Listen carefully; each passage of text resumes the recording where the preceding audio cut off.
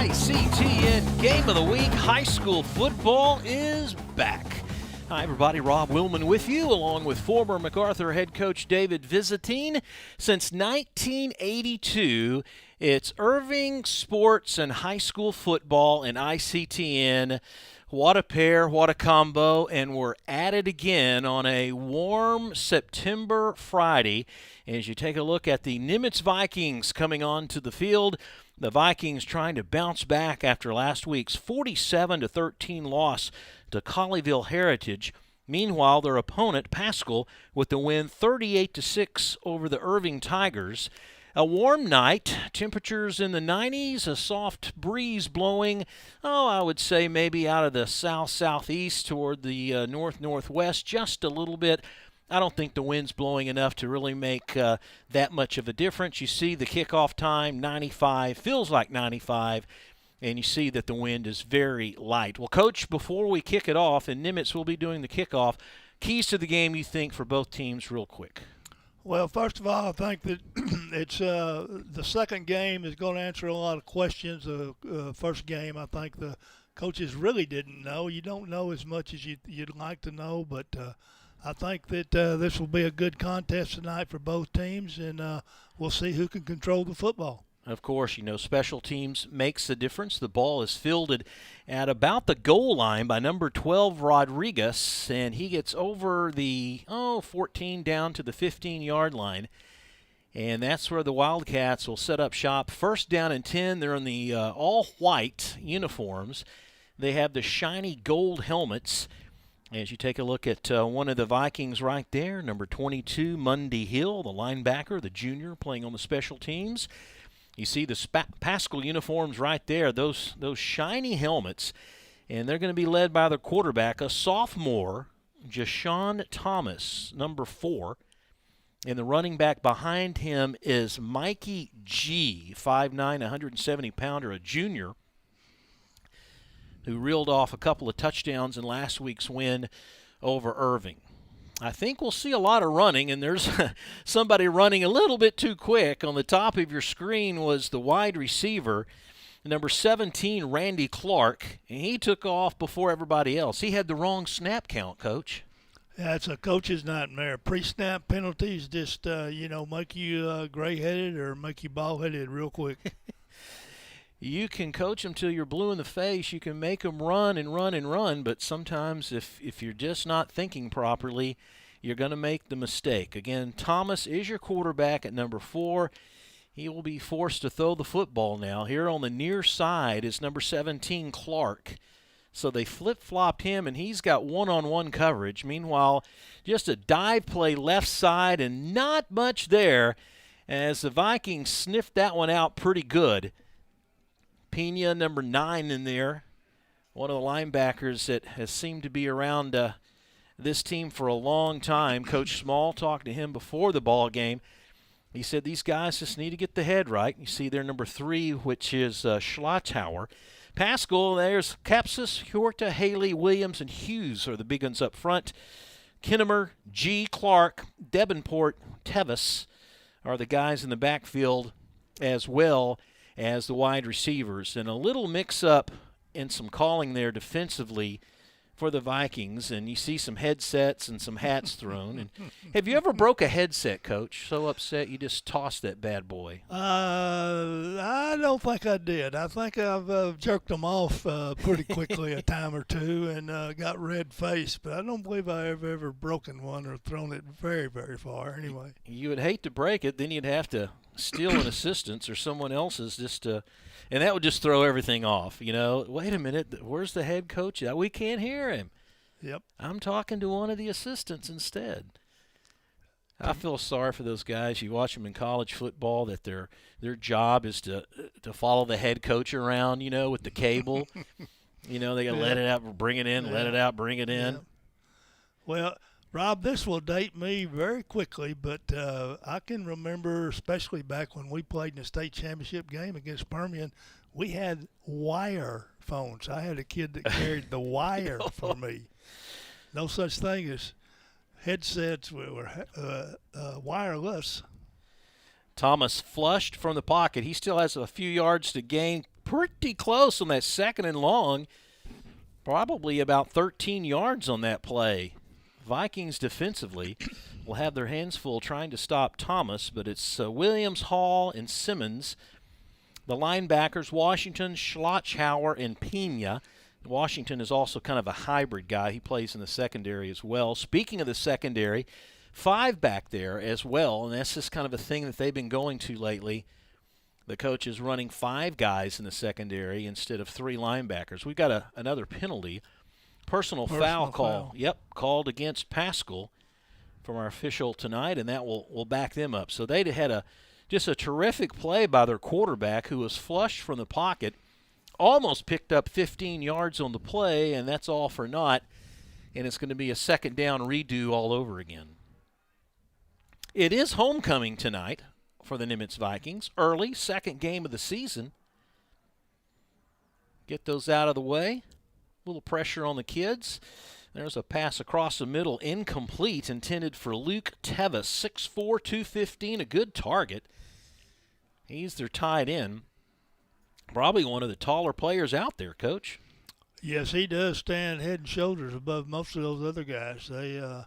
Their offensive line looks like they have good size. They're not necessarily really, really tall. The tight end, as you said, is much taller. But they look pretty physical up front. We'll just see if, as the game goes on, you know, who wins that proverbial line of scrimmage. It's so important. 3 seniors, a junior, and a sophomore. The 5 up front for Paschal. The center is a sophomore, believe it or not. Thomas goes to his right, hit hard, and that's going to be a roughing the quarterback call. The pass, that would set up a 4th down, and now that's going to give Paschal a 1st down. And talk about headset throwing and everything else in between. That'll get you as well, Coach, doing something as silly as that. Yes, it will. It's just, you know, that's so important. As I said earlier, you know, one of the things you try to do is eliminate penalties and silly penalties. I always call them, and it's you know, it's just you got to stay focused. Those kids have to stay focused. They got to keep their mind on their business, and they know what's right and what's wrong.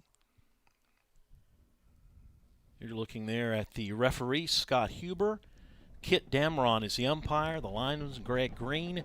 Line judge, Adam Diaz. Back judge, Charles Lowry. And the field judge, Steve Brown. And they have been busy here in the early go because of all the penalties. And Nimitz could be in an opportunity now to have the football back or awaiting a punt. Instead, it's a 1st down, the first 1st down of the ball game for Paschal.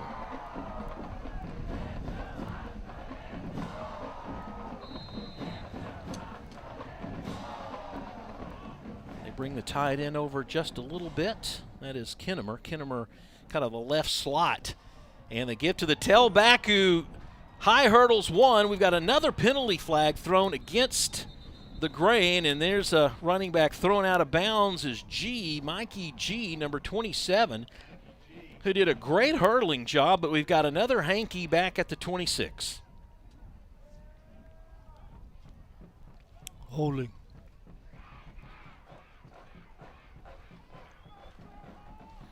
Well, he's the referee's the star of the show here in the first few minutes of the ball game.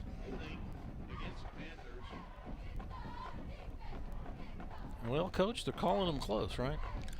Apparently they are.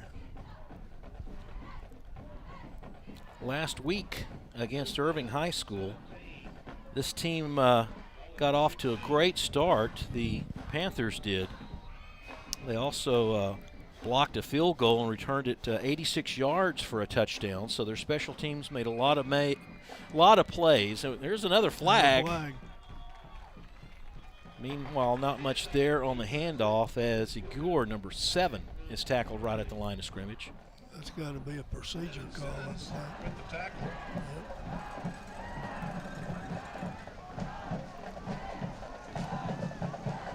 5-yard illegal motion penalty against the Panthers. So that'll mark them back about 4 more yards. Man, what a crazy first few minutes here, the first quarter, Coach, with so many mistakes.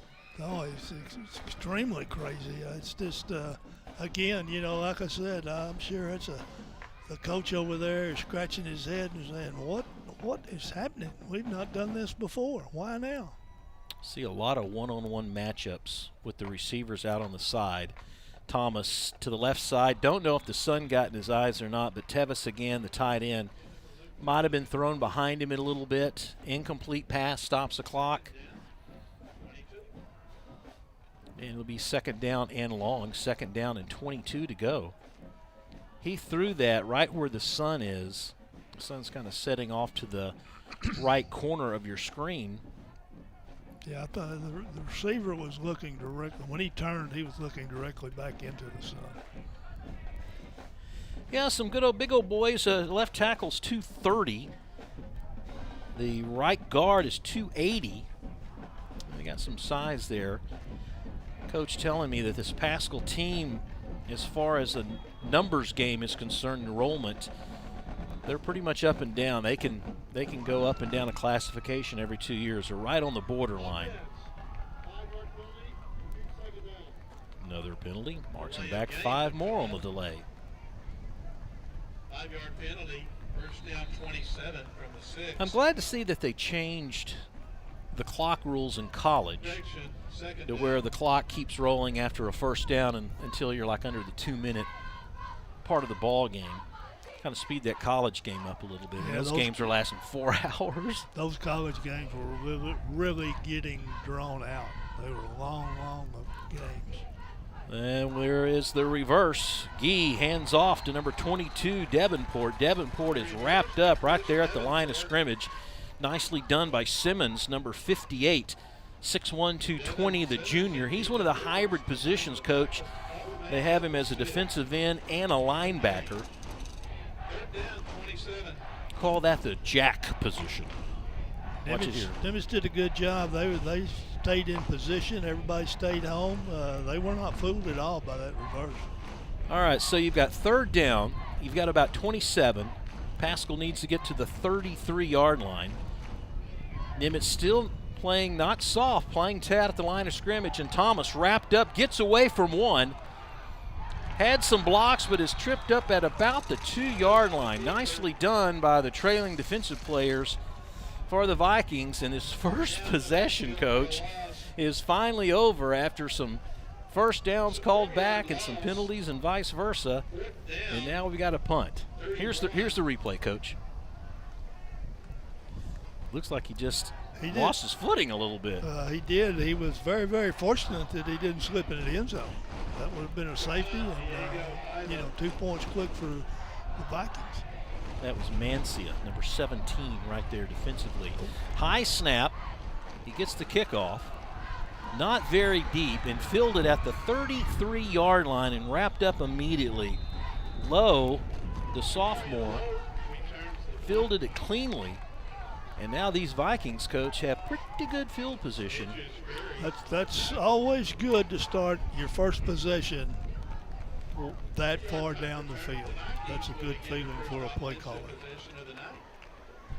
Let's look at last year's district standings real quick while they prepare to come out on their field for their first offensive possession. And we start with Paschal, and they only won a couple of games all year last year. And, that particular district was pretty much in Crowley's hands. Maybe get to that later.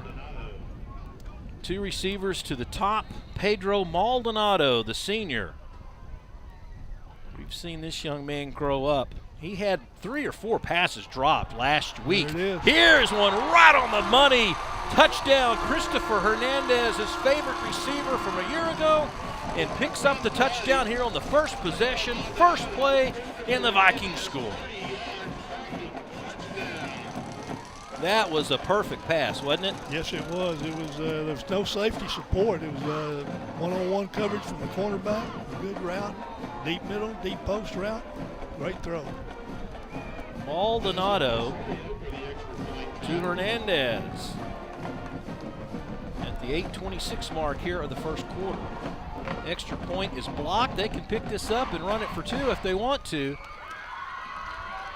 Luckily for Nimitz, they're able to stop him in time. Got an 18-yard scoring strike there. Make that 28-yard strike to Christopher Hernandez, one of his favorite targets from a year ago, Coach. And it starts with time. And boy, he had a lot of space between him and the defensive player, didn't he? Yes, he did. Like I said, there was no safety in the middle of the field. Also, the cornerback on this side, on the short side of the field over here, was number 4, the quarterback. So I guess they're asking him to do double duty. Yes. Last year, Hernandez was his leading target. Hernandez, just a sophomore last year, had 37 catches for almost 575 yards, averaged 16 yards a catch, and 4 touchdowns. So they kind of picked up where they left off last year as a really good 1-2 combination, Coach. Yeah, both those kids had good years last year as a duo, a pass threat duo, and like you said, they picked up right where they left off. Coach Small, in his second year for the Vikings, was telling me before the ball game how he told these kids, look, we're favored to win tonight's game. Do not let that go to your head. You know, you got to get out there and you got to get the job done. Nice kick this time. They'll let that bounce, and it stays in bounds at the 1. It did. Oh, you couldn't have made that happen if you tried, right? Looked like one of your golf shots. It doesn't it? Yeah. Yeah, putt. Hit the windmill and came back in. What a job by Horacio, the kicker. The guy was just going to let that one just stop and go into the end zone, had the reverse English and came in. So they really fortunate to get it back to the 15-yard line. So the second possession now for the Paschal Wildcats, and let's see if they change anything offensively. But look to the near side, Coach. That almost looks like one-on-one coverage, right? I don't see a safety unless he's going to come over. Now they move Clark back in a little closer. So a tight formation. Thomas steps back, reels, rocks, and fires, and he connects at the 50. Finally for them, Luke Tevis, number 19. He's dropped 2 tonight already in the first quarter, and this time he hits him right on the numbers. Yeah, very well thrown ball. Very well thrown ball. Had one-on-one coverage at the top, and they took advantage of it. You're right. Their safety was up playing the run, it looked like. Well, look, there's no cover 2 involved. Look, there's no one deep. I mean, these guys on the corner, they're on an island, so you better be able to cover, or you better be able to tackle, and this one's going to go 44 yards for a touchdown. Gee, what a play, number 27, Mikey G. 44-yard touchdown. I'm going to run out of ink writing down all these scores. That looked too easy, Coach. It did. It looked like a busted play. I mean, I know it wasn't. But, yeah, I think he went untouched. We'll see it on the replay. If you don't have deep help and you don't have that second line of defense, if you bust through, it's easy to come up with some big gainers. Yes, you're exactly right. If you can get past linebacker depth without anybody behind it, yes, it's very, you can be very opportunistic on that. Well, Paschal's not going to turn over and die, are they? They certainly aren't. Here's the play. Micah G. I mean, you don't see anybody deep out there, do you? Nope. And looked like just a zone read. You know, it was quarterback reading the defensive end of the defensive tackle, and nobody stepped inside. He leaves the ball with the running back and off to the races. It's not like, Coach, someone missed a tackle. No one got their hand on it. They did not. You're exactly right. All right, let's look at last year's district standings while we have a pause here a little bit and show you how things played out for these schools here on campus, with the Paschal leading 7-6, and that is the first quarter, not third quarter, first quarter in your upper right-hand corner of your screen. Vikings is number 16, Billy Englert. Number 21, Jamarian Lowe. Number 89, kicking off for Paschal.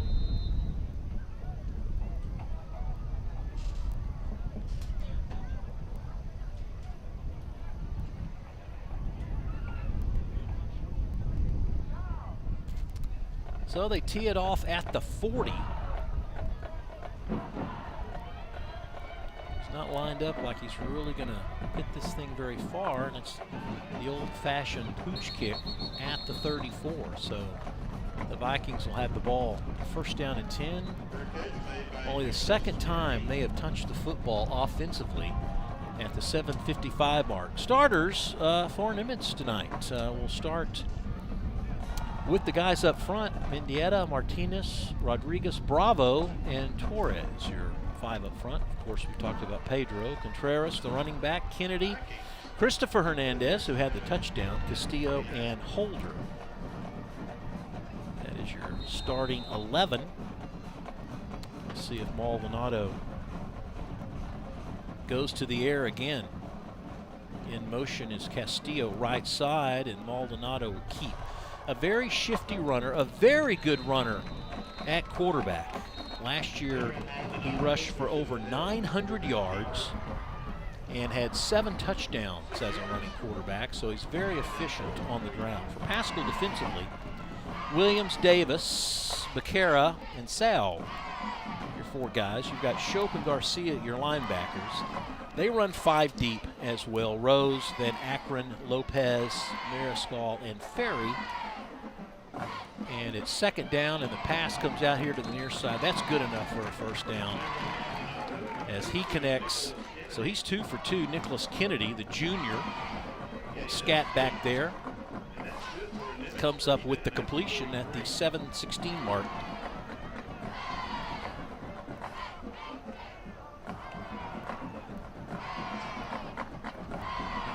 Maldonado again. Oh, is that a face mask, eh?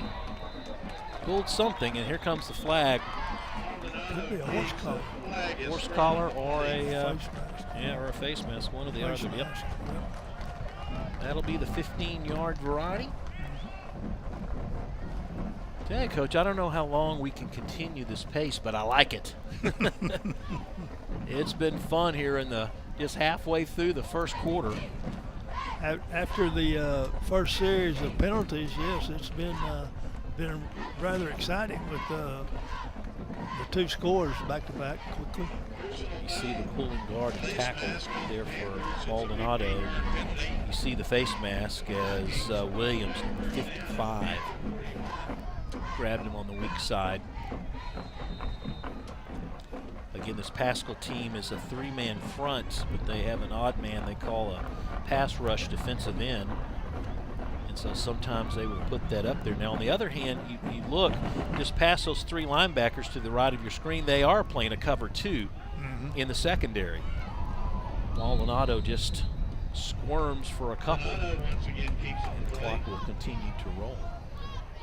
Yeah, but unlike Nimitz, there's nobody in deep help, and we'll see if they change that a little bit the next time they come out there defensively. But I think maybe they were just trying to put a lot of effort in stopping the run. Second down, 7. Left side, nothing there. Nice tackle by Tate Sayal. 5'10", 170. There he is right there. The senior coming off the field, read the play. Wally Banks is our clock operator again. Talked to Wally, he talked about the new scoreboard. And even for him, just because there's a new screen, they also have new electronics and buttons and everything else that he's trying to learn to work correctly.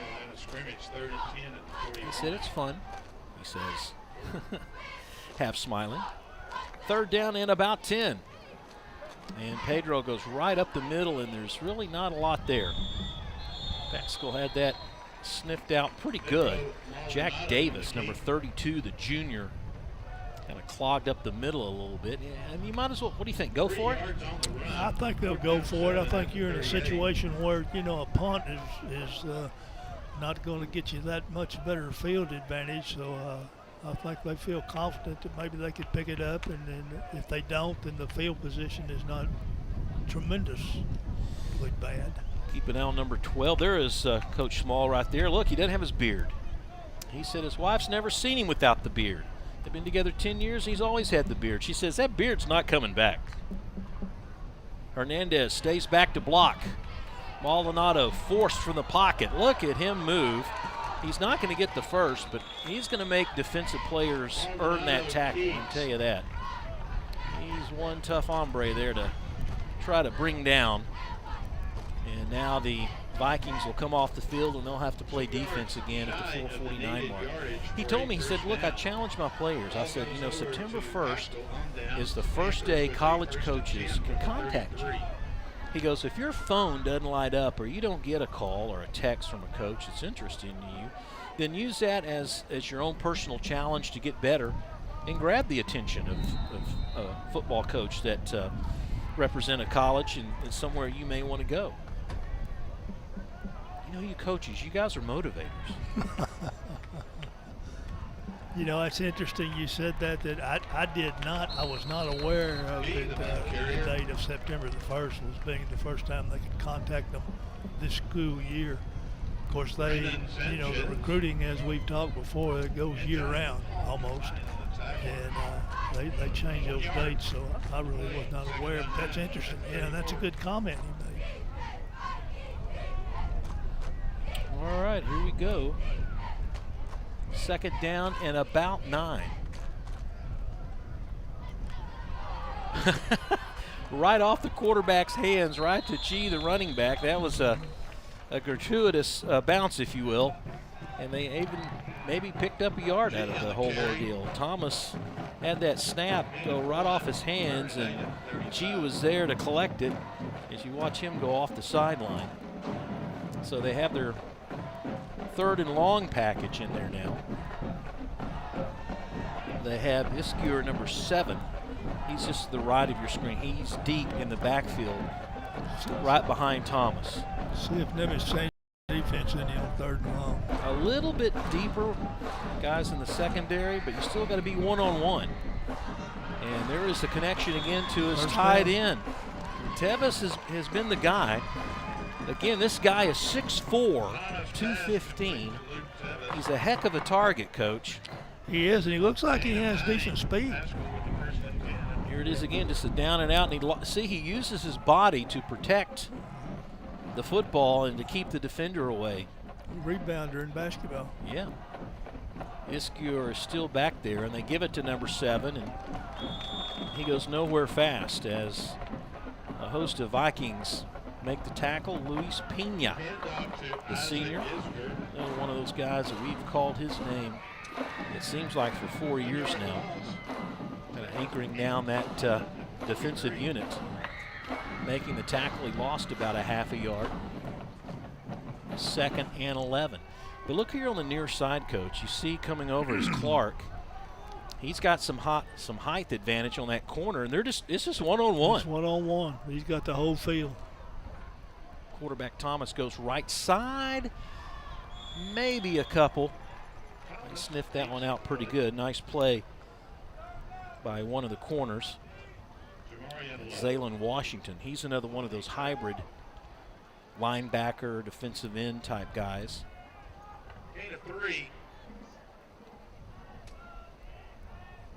3rd down, 8. Some of the coaches for Paschal getting here separately. They kind of came over in their own vehicle.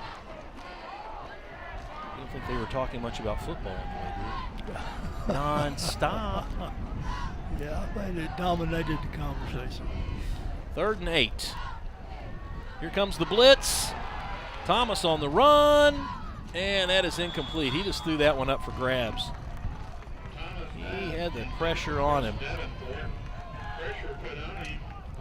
Not a lot of room for Thomas. As you See Tevis there going off on the sideline, but he was running for his life from the get-go, and it was, I believe it was Washington again, number 20, that was applying the pressure on Thomas. So for the second time tonight, and the second time in just the first quarter,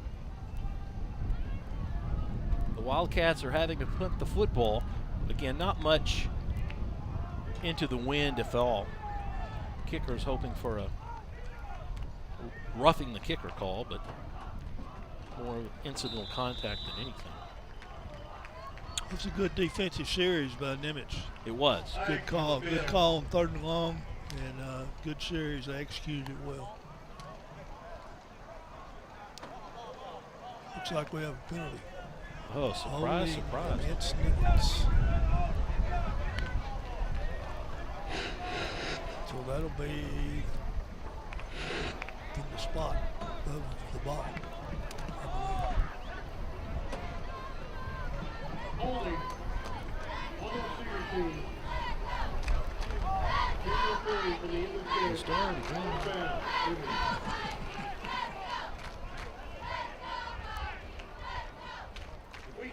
right.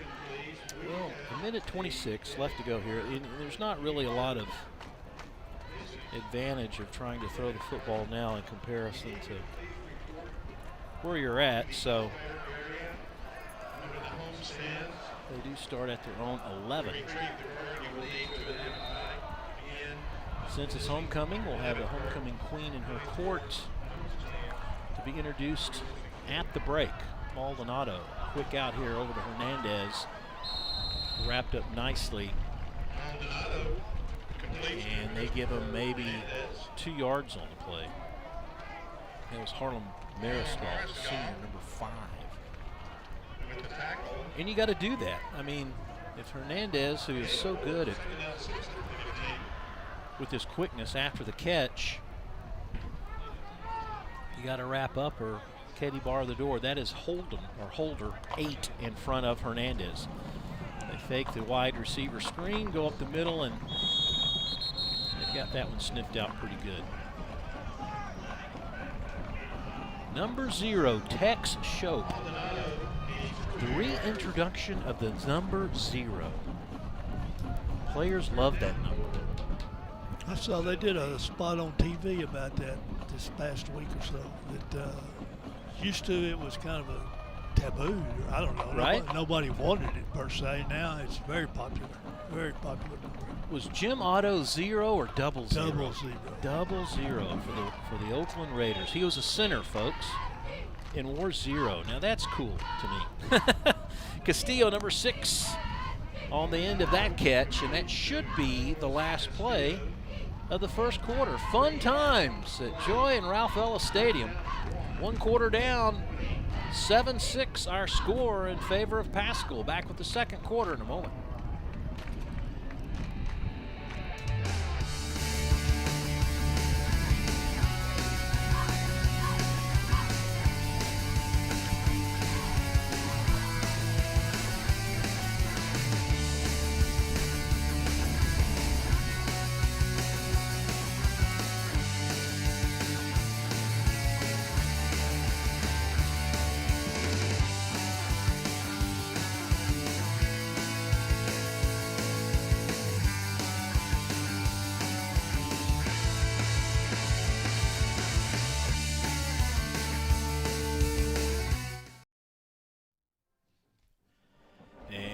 Back on a beautiful Friday night, and I say beautiful because this year when temperatures have been like 110 or whatever, when we get to only 95, you feel like it's a nice cool front that has just come through town.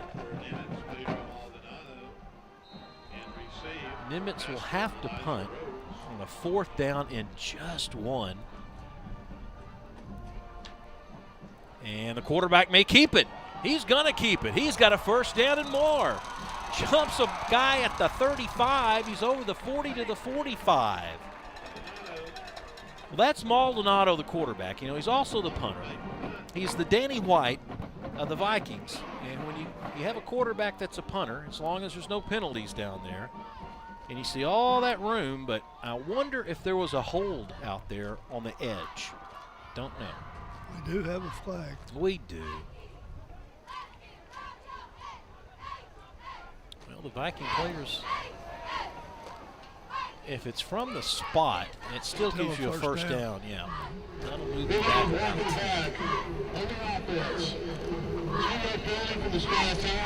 However, they did gain the first down. You know, when you have a runner that is a punter, First down, 10. it really puts a lot of pressure on your defense, especially your defensive front. You know, you can't just automatically lay your ears back and go rush the punter. You've got to, you know, stay in your lanes, and you got to be well disciplined and make sure that stuff like that doesn't happen. But you got to take your hat off. You did a great job. Yep, love the call. Yes. He's 5'7", Coach, so he can hide back there. I don't say that to make fun of him. I'm just saying he can hide behind the big guys, and if you don't really concentrate on it, you don't know what he's going to do. You kind of think he's just flushed and he's going to kick it on the run, but Second down, 3. No, I agree. I had a little short running back one time in San Antonio, and he gave people fits, and he would give our own team fits. I got onto the linebackers one time, and they said, "Coach, I can't see him." here he goes again. So shifty. And for a guy who's only 5'7", he just seems to have that extra step, an extra punch to get that extra yard. And I believe they're going to give him the first down. You know, coming in to tonight's game, Maldonado, who you see there, number 7, he was, which ironically, 7th in the Metroplex in rushing with 154 yards. We have not seen Woolfolk at all, the backup, number 12. And our number 2, he's number 12 in the Metroplex. He had 119 yards last week. Holder very quickly here on the outside. Another first down. Yeah, and that's what I think, you know, that's what you have to do for this team, for this Viking team, Coach, is you just can't sit back there all day and wait for something to develop. Historically, you've got to Right. 2-3 step Right. back and go. Yep. 3-step drop, throw the ball. Get it out of your hands. Get it out of the quarterback's hands. Don't let him be let him be a sitting target. It's all been Pedro tonight. It's Holder right there going to the left. He fakes right. He keeps. He's got some room. He's got the edge. Maybe to the 33. He faked that one to Woolfolk and kept it himself. You know, not only is he shifty, but he has excellent speed. Yes. I mean, like when he gets outside, like he runs away right there. Yes, he runs does. away from him. Another first down. He had a little more real estate there on the corner. He could have picked up some additional yardage. After watching a couple of series, I can see why Paschal did not have a safety a while ago. I mean, they're playing the run all the way, which they have to. Little quick toss to the right side to Carlos Castillo, 6'1", 210, a junior, wrapped up by Mariscal, a senior wearing number 5. Throws the towel to the sideline. He gets back out in a hurry. Yeah, I mean, since he is such a dual threat and can kill you with the legs, we're talking about Maldonado, number 7 for the Vikings. You know, maybe you should shift it to the type of defense that Nimitz was deploying up there. Forget the right. double safeties.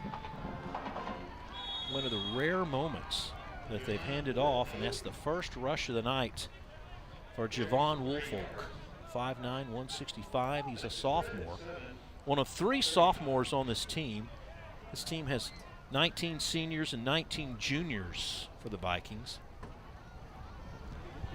He's like, Coach, I just got to carry the ball. Now you're yanking me. Well, it's more of a passing situation than anything. Top of your screen, that's Hernandez. No backs. And then Kennedy is just to his left. So watch the top of your screen. Holder goes in motion, kind of sits back to block, and Maldonado just decides to go right up the middle, but there wasn't a lot there. No. I think they'll go for it again. 4th down, I think they'll go for it. Yeah, why not? I mean, you're in. Right. I think anything inside the 40, wouldn't you Right. say? Is, Yeah, I think you're four playing. down. You're playing field position, and you're also playing, to your strengths. So, yeah, and plus, the down and distance, it's run or pass, either one, so it puts a lot of pressure on the defense. A lot of Maldonado's runs are just like a quarterback where he stops and he goes up the middle. He's got a guy open, but that was misread. Yep, tried to hit Kennedy, number 13. Kennedy was doing more of a post pattern. Maldonado thought he was going to go down and out. What did the offensive lineman, number 67? Possible injury. Yeah, Rocho comes hobbling off the field. Hopefully it's just one of those things where they stepped on him more than anything else.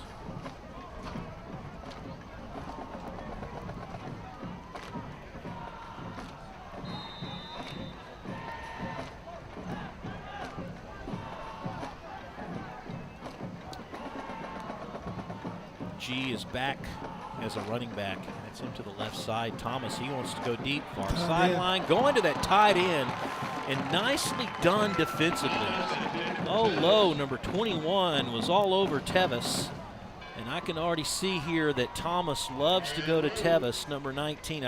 What I'm thinking is they think that since Lowe is 5'9", and Tevis, the receiver, is 6'4", they've got a mismatch going on there. What do you Physical mismatch from the beginning. Yeah, I mean, that's what you're trying to do. You're trying to get you're going to match up one-on-one, and then you're from that one-on-one, it's the quarterback's responsibility to find the best mismatch. Nimitz still playing up on the line of scrimmage, trying to stop the run, and they do so there to set up a third down. Quarterback keeper Thomas.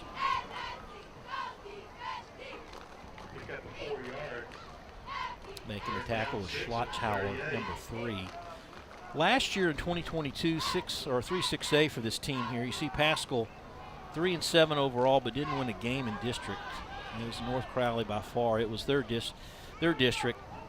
Boswell, Weatherford Kangaroos, and Crowley. You see the rest. Look at Trinity way down. You hardly ever see Trinity. That was the big surprise to me, Rob, was the record that Trinity had last year. Every now and then something's got to happen, right? This is Thomas on his heels again. Has running room, close to the first. He will pick up the first down. Oh, we got to have a penalty flag on a late hit there.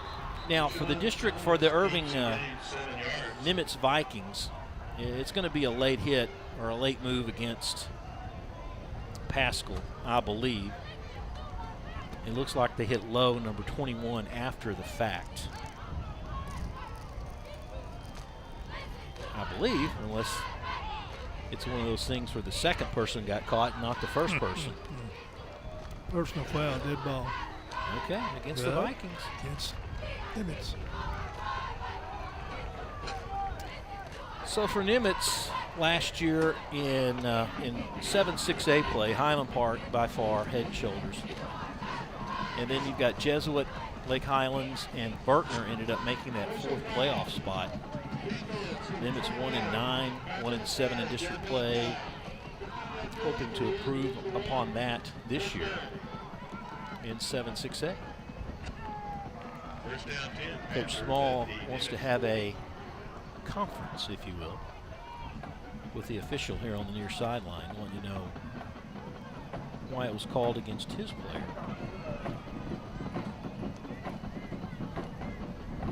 Look at it one more time, Coach, to see we've got the tail end of that. Watch here. There's Lowe, there's, okay, nothing. Because I see. Oh, yeah. Little extracurricular activity after the tackle. So you saw the other player push Lowe, but I guess because Lowe wrapped him up and wouldn't let go.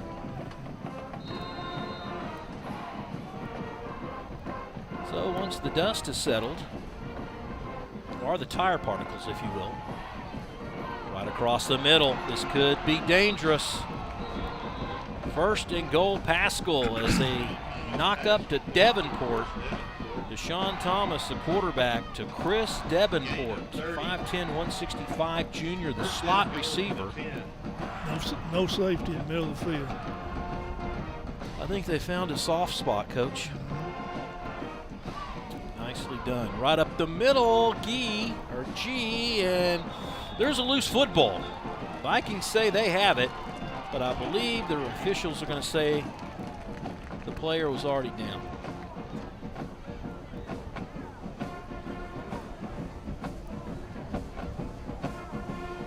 Let's see it from the end zone. He likes to go high, doesn't he? Yes, he does. He hurdles. Okay, the grant. That is not a fumble. Okay. The back of the hand is just like the elbow. Okay. The back of the hand. Now the front of the hand, you can use to help yourself. Quarterback keeps. He hurdles. Same results. Not much there. Ross, 15, all 5'9" and 150 pounds of him, going toe-to-toe with Thomas, a sophomore. This is a hurdling game, isn't it? I'm amazed at the number of tries they have done, such as that right there.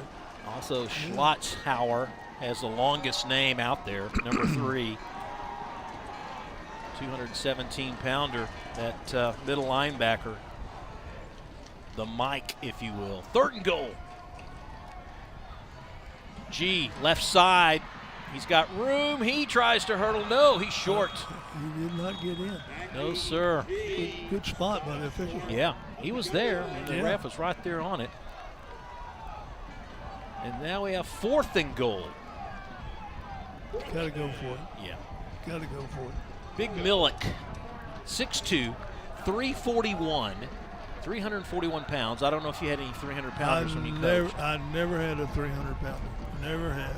That was an anomaly back in the 60s and 70s, and maybe part of the 80s.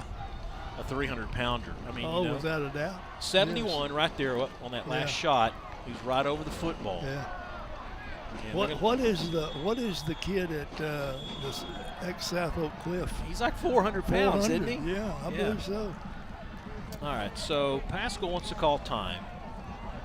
When play resumes, it'll be 4th down and about 1. Yeah. And 1 yard to go. Stick around at the half. It is homecoming. We'll also introduce you to a new Hall of Famer, if you will, for the city of Irving. This guy has some great credentials. Played in the old Southwest Conference. Class of 2023. He was out there tonight at the toss of the coin. Some people said, what's the Southwest Conference, Ron? I remember. Yeah. All right, Coach, what are they going to call? They're going to go wide. What do you think? I think speed. They're going to keep the ball in the quarterback's hands, and it's going to be a runner pass. Going to be Thomas. Yep. Well, they got it all. Not from that formation. Nope. Well, he's they in. Got it in. Yep, just a quarterback sneak. That looked like the Eagles, doesn't it? Philadelphia Eagles started that, where they just put 2 running backs behind the quarterback, push him into the end zone. Well, at one time that was illegal. I know. Illegal. It's called aiding the runner. You could not do that. Can we not make it illegal again? I would be in favor of it. I mean, to me, it's just it's rugby. Yes, it doesn't do anything for the game of football. I don't think. We'll call it the Eagle rule, the Philadelphia Eagle rule. Extra points true. 14-6 now in favor of Paschal with 4:09 to go. If you're Nimitz, I mean, goodness, you shouldn't. You're not out of this thing yet, and you can go toe-to-toe with the Wildcat team. Maybe some mistakes here and there, but you can turn things around. Other scores last night, Wiley East defeated the Gophers 49-0. And it's a topsy-turvy year when R.L. Turner can score 76 points. 76 points they scored over Fort Worth Diamond Hill Jarvis, 76-19.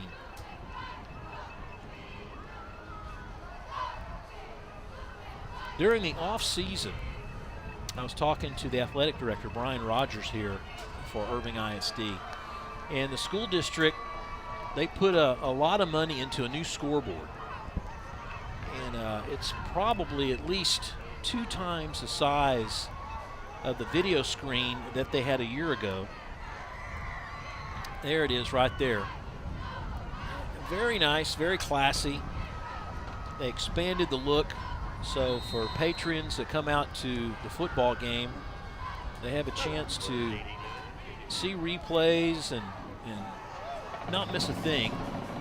They moved the clock and everything down somewhat, but really nice look here at Joy and Ralph Ellis Stadium. Here's another pooch kick. This goes out of bounds. If I'm Nimitz, I take the penalty, I move the ball up, and I get the field position at around the 50 or whatever. The old pooch kick. I don't think you had too many pooch kicks back in your day, did you? No, it was not very popular at the time. I think, I don't know what, has increased the popularity of it, but yeah, you see a lot of it. I think there wasn't much into the kickoff.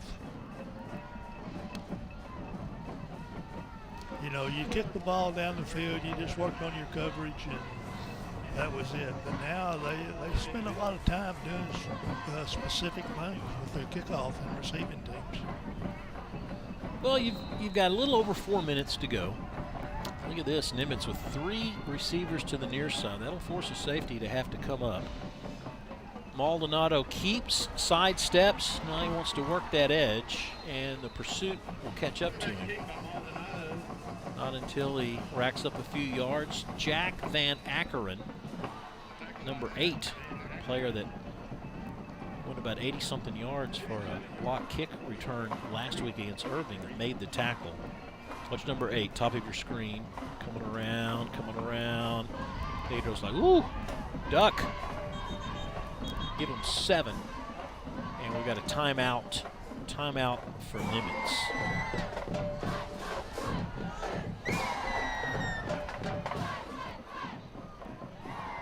Everybody's having fun. We're not sweating like we used to. The sun's down, a little hazy. Little breeze picks up just a little bit. This is the first of 6 games on ICTN. Next week, it's going to be the Nimitz Vikings against MacArthur. Really early in the year for that to take place.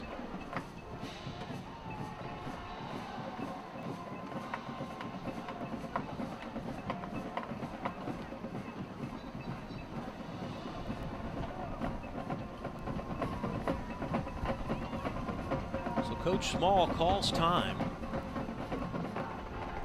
He has Kennedy back there with him. Kennedy is usually a flanker. Keep an eye on the top of your screen to Hernandez. Blitz is coming, picked up nicely. That one didn't work from the get-go. Tried to get Holder. Threw that at his feet. It does stop the clock with 3:33 left to go here in the first half. Rob Willman with you. Coach David Visitine, he's been all over the state. Coach here at MacArthur many moons ago. Maldonado right up the pipe. First down.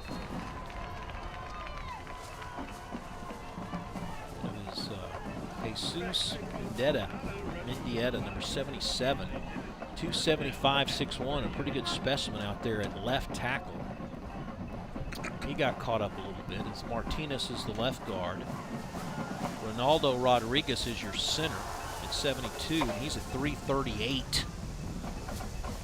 That's one thing I've noticed about these Vikings lately. They've gotten bigger on the offensive line the last few years. Pedro goes low, 7 or 8 yards there. Second down, a manageable 3. Still plenty of time with 3 minutes to go. And this Viking team would like to score right before intermission. Offensive line has done a incredible job. You know, the only time they put pressure on the quarterback is if they blitzed. But otherwise, they have done a good job of holding up front. Pedro averaged over 7 yards last week. He's got more than that here. Oh, inside the 10 and tripped up before he scored. Give Rose, number 9, the touchdown-saving tackle, and now in a hurry-up offense. The Vikings come right back to the line of scrimmage as quick as they can. No backs. And watch for the quarterback again. Watch for Pedro. Fakes one way. Here comes the blitz. And we've got a whistle. And we might have had a timeout called by Paschal before the snap. Maldonado just a little shaky there. It looked like he might have got a fist to the face, or he's holding his stomach. Maybe he got hit in the stomach. Maybe knocked the wind out of him. I mean, Coach, when you're 5'7" and 170 pounds, you've got to be pretty tough, right? Extremely. Because those guys coming at you are not 5'7", 170 pounds. When you're playing 6A football, yes, it takes a special kind of guy. I've really been impressed with him tonight. I think he does a great job and very competitive. He is very, very competitive.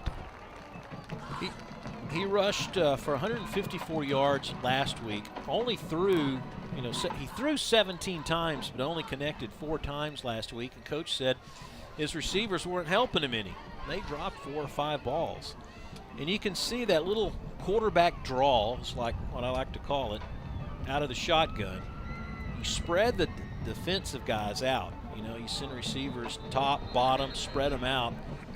That's not as many guys in the middle to try to stop him. And oh yeah, it's just like the last formation. They had, there's no backs. They had the H back lined up, but I mean he was not considered like a running back. It was just Maldonado all by himself. So look, they've got the ball at the 11, right? But the chains aren't out there, and it's first down. That can't be right, can it? 1st and 11? Well, they've got Yarborough in there now, number 10. He's the backup. Last week, Maldonado had like a 70-something yard run called back. He was gassed. And then he did like a 30-yard run right after that. And Coach Small said, I do not have any problem bringing that man in right there, number 10, Yarborough, to back him up. And that's what they needed to do, just long enough for Pedro to get some energy. They give him to Woolfolk, right side, touchdown. There's some fresh legs. Yep. Now you go for 2 or you Yes, go? I will. Kind of early. Think so? Kind of early. Yeah. Do we have some sort of coach's handbook that tells you when to go for 2 or not, Coach? Well, not really. You just don't. I don't know. The unwritten rule is you don't chase points early. Okay. Get what you can. Be satisfied. Just don't chase points. And, at the end. Osorio barely gets that one across. Okay. But hey, barely doesn't count, right? Here's that touchdown right. Look, no one. Good is good. People were just, I think, That's had a their good eye tough- on someone else, didn't Tough they? run. Yeah. Did a good job getting it in. Last week, Woolfolk, listen to this, Coach. He ran 15 times for 119 yards and a score. They haven't used him much. Was that the first or second time he's touched the football I in believe the entire the first half? second time. We had a little skirmish, I think, after the play on that extra point here on the near side. And there is a flag. I see it down at 13. We just threw it. Coach I Small. think, Well, I think he did threw he? it on Coach. Really? I think.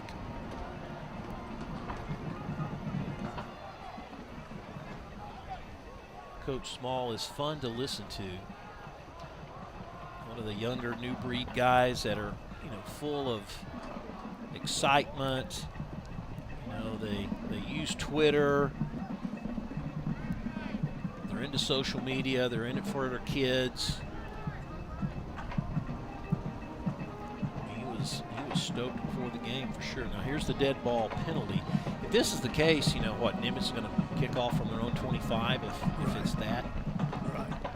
With a $1:51. No, well, personal foul versus Paschal. So they are calling the skirmish that we saw after the extra point. Right. Against the Wildcats. Now they've got to go over and explain it to the head coach.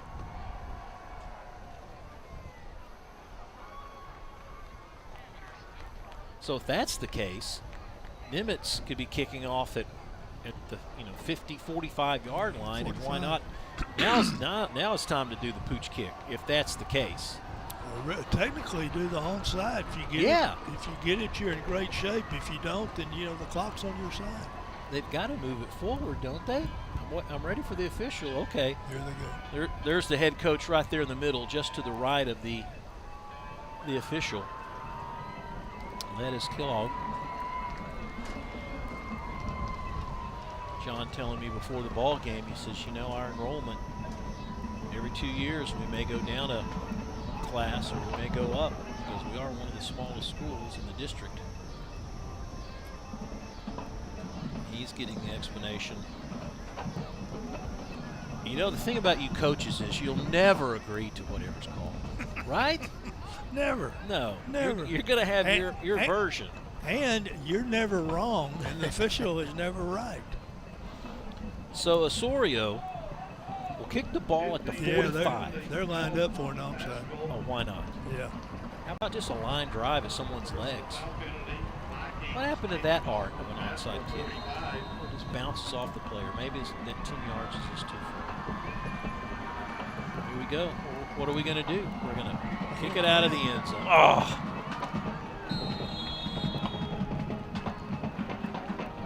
Good kick. This is about the deepest penetration that Paschal has started this game from.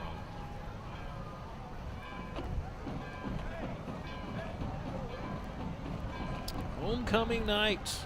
What a dandy. We've had a very competitive game between these two teams. It's been fun so far. Let's see what Paschal has up their sleeve if they want to be conservative or maybe take a long shot or two. Well, there's your answer. Thomas waits, crossing pattern, hits his tight end, knocked out of bounds at the 45-yard line. Tevis, fourth reception of the night for the big slot tight end on this team. Just looking right there, the height difference. Yeah, he's a nightmare for anybody on the Nimitz team, anybody in the secondary. They don't have anybody that size. I don't think he's going to outrun anybody, but he's definitely going to be able to grab something that's higher in the air. And he's just basically slotted right here to the near side in a timeout called. I believe that's going to be the last timeout for the Vikings here in the first half at $1:44 to go. As Coach Small, you see right there in the middle, saw something he didn't like, how his men lined up.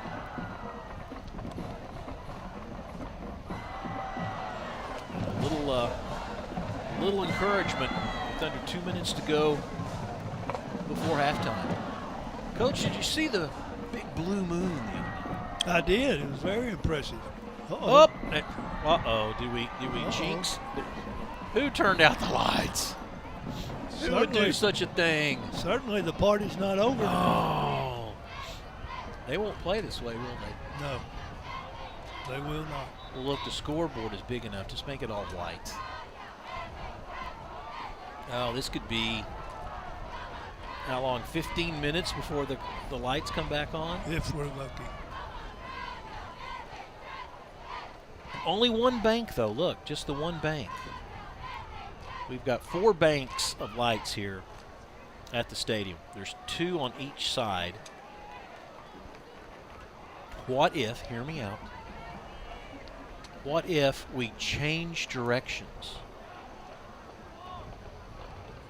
and they go back where the side of the field where there's both the lights are on? This is strictly will be an Coach's decision. Administrative decision, yeah, with the officials and the coaches. Well, there's Killo talking to the ref right now, and then Coach Small you see coming up there to your left. They're going to come out and they're going to chit-chat. And it all has to be unanimous. If one of them disagrees, I'm talking officials and or coaches, if one of them disagrees, they will not. But if they can all mutually agree, they can play as is, or they can turn it around like you said. My vote would be turning it around, or you wait it out. I mean, one of the two. I mean, look, there's only less than 2 minutes to go. That's why I say turn it around. There's no advantage because of the wind. That's why I say, you can turn it around. Maybe they're just going to play as is. I don't know. It's pretty dark down here on the 10, isn't it? It is, yes. Yes, you got to have the scoreboard, the big screen that we've taunted and flaunted. Just have white put in there.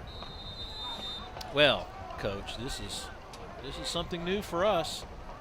We've done games here in the snow years ago and driving rainstorm, but can't remember the lack of lights. Hey, let's throw to the abyss, the darkness. Oh, completed, first down. A rare shot to Davenport, number 22. Second time he's had the ball tonight. Now, if they score down here in this end zone, Rob, is that going to be controversial? I don't know. Paschal has 2 timeouts left. Thomas with all day to throw the football, and he hits Tevis again, who goes out of bounds. Another first down. First down and stops the clock at $1:24 to go. They're just, it seems like all of a sudden Paschal has kind of found its rhythm offensively. It's amazing. Fade to the near corner in the dark. Yeah, the darkest side. Yeah. Oh, can you read the headlines? It was a dark night for the Vikings. There's that leading receiver there, Luke Tevis. G will just stay back as a running back to block, and they go out again, and it's Tevis again. They're just playing pitch and catch over there. Nimitz cheerleaders. The scary thing is the middle of the field wide open. 17 was on the post route. He was open. For our cameras, we can bump up the iris a little bit in the dark end of the field. I think it's darker than it looks on that particular angle right there. Oh, I agree. Thomas looks like he was going to go for the whole bundle. Now he's out, tripped up at the 12. First down. Nicely done again by Schlotschauer, number 3.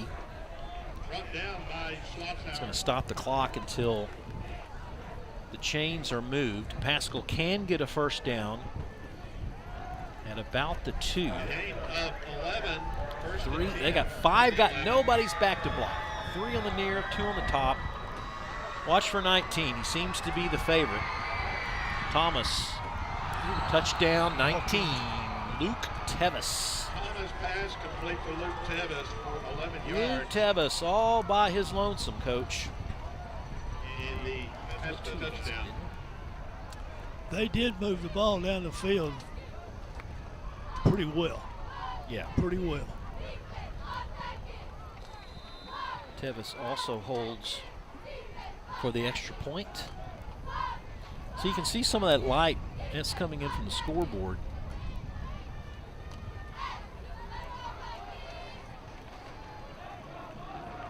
Extra point looks good, and it is 21-13 at the 49-second mark before the break. The last 2 scores have been on pretty well executed drives for both teams. prior to that has been big plays. Thomas. Scramble by the quarterback. Thomas, just like his counterpart, Maldonado's, the fact that you have that threat, that dual threat of a quarterback that can run, and if you pull up to try to find him, and then you leave the secondary open somewhat. And Tevis, number 19, just a man amongst boys, at least height-wise. Height-wise. And he is such an easy target for this young quarterback to throw to. And they've moved the ball quite well. Yeah, it's funny how you get used to a scoreboard, Coach, and I look up and you see, oh, they actually have Nimitz Vikings and Paschal Panthers actually written on the scoreboard. That's never been a thing. It's been home and away exactly. for I don't know how many years. Both benches with some fans going on a little bit. Try to keep these kids cool.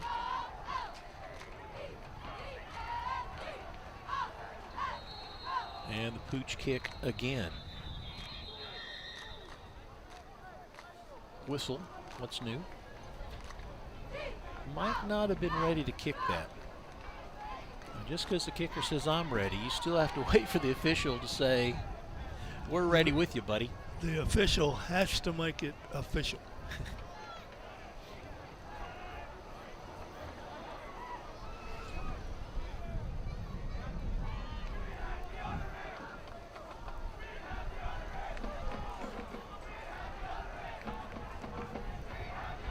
Over at 8-6A, that is the district that the winner of 7-6A would face in postseason-wise. That's the Arlington. Basically, it's all the Arlington schools and the Grand Prairie schools. And the Colts and Arlington Bowie, the only two with wins in week 1. A little different than what most people are used to year in and year out. This is not a fair catch. This will be fielded and taken up the middle to the far side a little bit, and look who it is. It's Maldonado, the quarterback. They just snuck him out there to return a kick. They did. He has 44 seconds to work with. Not really bad field position at his own 40. He's going toward the daylight. Run toward the light.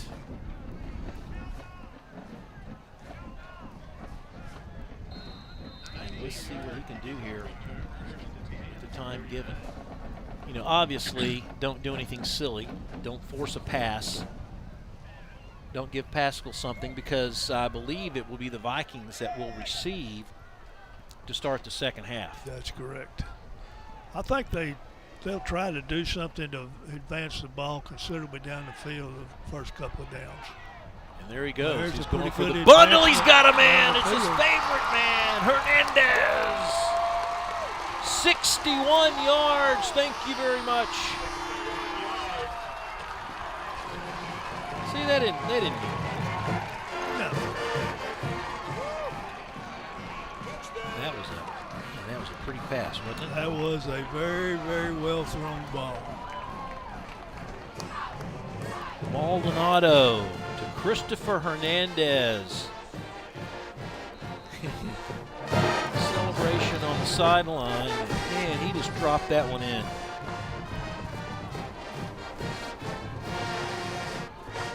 And the extra point. Woo, snuck it in. We're back to a one-point ball game, Coach. Big play. Big play. Look at this. First of all, he has time. That's the key. You got to have time.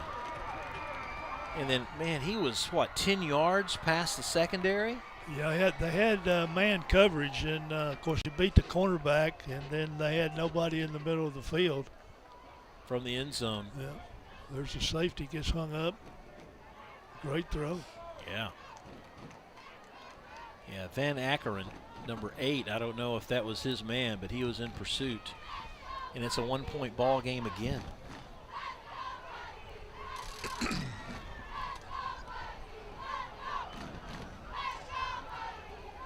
Yeah, I believe from our view, the field is darker than it appears on the screen. Mm-hmm. Oh, absolutely. Hey, Coach Paschal's like, We looked so good 14 seconds ago. Definitely both teams are pretty equal, and that's what makes for a competitive ball game. Glad we're doing this game. It's a good ball game. I think the teams are matched up well, and it should be a very exciting second half. Not a lot of turnovers. The A lot only- of penalties, though. I was just going to say the only drawback to a great first half is a lot of penalties. Yeah, that's never a good sign. And your key linebacker, Pena, pulls up lame. Maybe it's a cramp. I mean, we are only week 2. It is hot. You're going to see some cramps. This will be interesting to see what Paschal tries to do from this point now. You know, with only 35 seconds left, are they going to try to big play it or going for it? Yeah, why not? Let's go deep again. It was not on the same page as Clark went one way, the quarterback went the other. Last year, Maldonado passing was almost 50%. He was 90 out of 209, which means he averaged, 20 passes a game. He had over 1,100 yards, 7 touchdowns, but he was picked off 11 times last year. So I'm sure that's one thing that Coach Small would like to see. Well, he is Rectified a little bit. definitely a dual threat quarterback. Definitely fun to watch. Yes, he is. And a left side run, just to keep everybody honest, is Exur. And a penalty flag is thrown. Some tempers are raised. Looks like they might have an injury. Schwarzhauer, number 3. Called that young man's name out a lot tonight. I believe this is going to go against, yes, Paschal, the holding call. Pretty long first half, Coach. We've gone about an hour and 20 minutes. Not bad. First half. Again, the penalties. You know, if we'd had a Half the penalties. normal number of penalties, this would have been a very, very smooth half.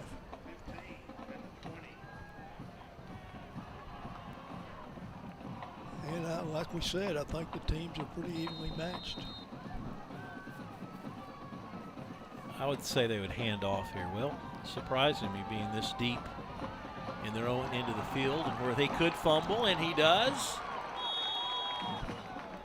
Picked up, heads up play. And Exur, number 7, falls on that one. That could have been bad news for Paschal. Yep. They hold on to a 1-point lead, but Nimitz will get the football to start the second half, and hopefully the lights will come back on as well. We've finished 2 quarters of ball, 21-20 Paschal. We've got the homecoming queen in her court for this homecoming coming up next. Stay with us.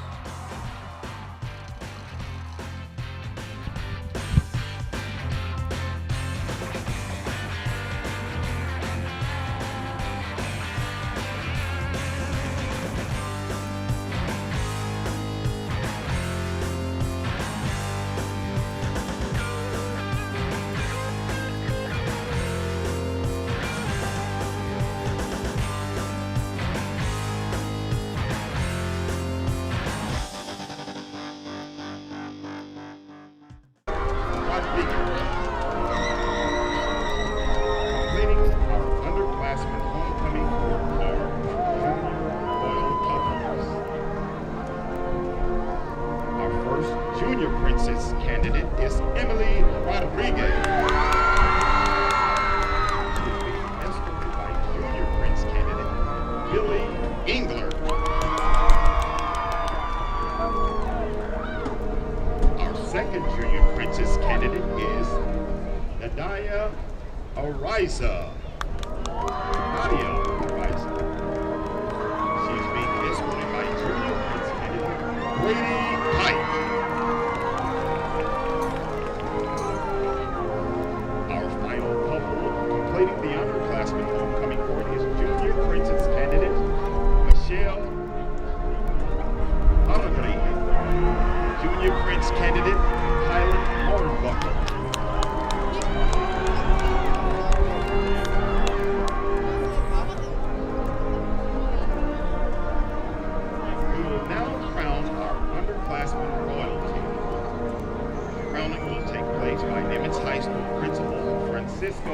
Miranda, Associate Principal Wendy Trammell, and Assistant Principal Vanessa Smith.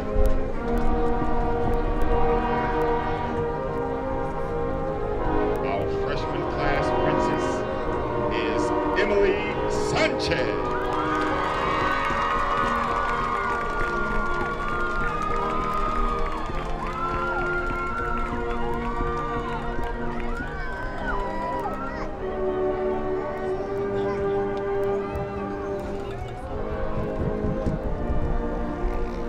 Freshman prince is Damian Solorzano.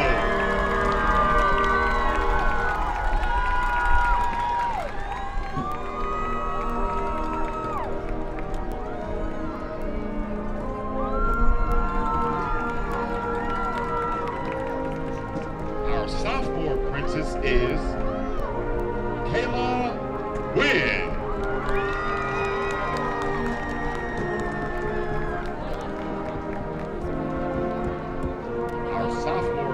Is Javier Rodriguez.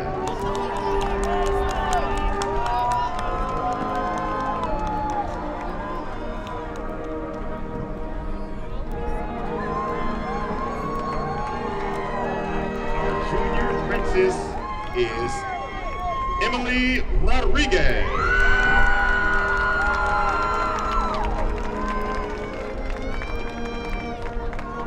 Junior prince is Kylan Hornbuckle.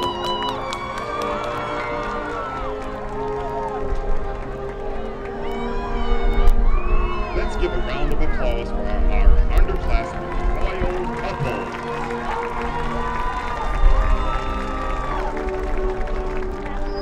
We will now introduce the candidates for our senior king and queen. We'll be introducing these candidates individually, and they will be escorted by their chosen family or friends. Our first senior princess is Izzy Martin.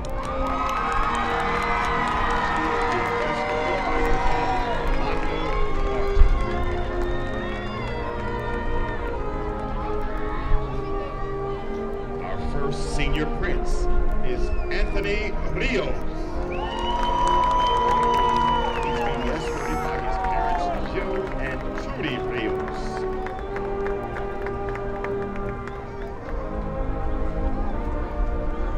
Next is Senior Princess Leah Duran. She is being escorted by her friends Christopher Hernandez and Rhea Michaela.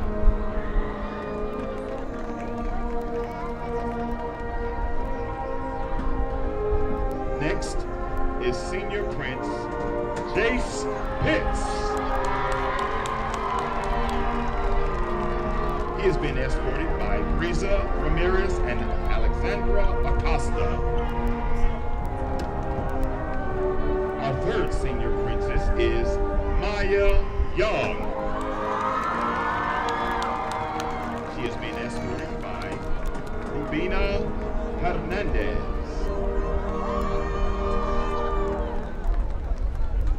Our third senior prince is Jesus Castillo. He is being escorted this evening by Jessica Pablo and Lucy Lynn.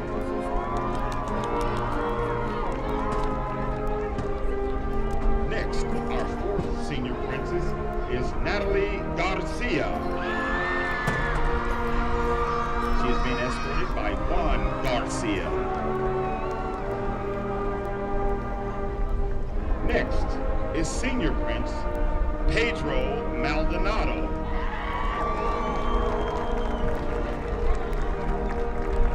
He's being escorted by his parents Cindy and Pedro Maldonado.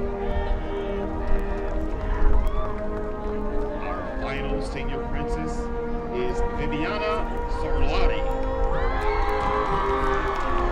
She's being escorted by Alvaro Sorlati.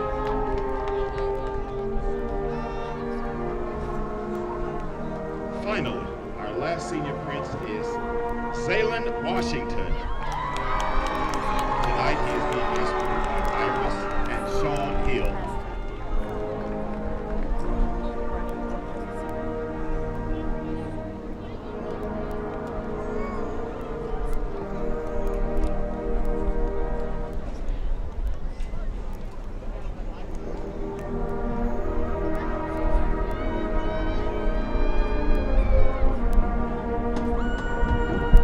And now,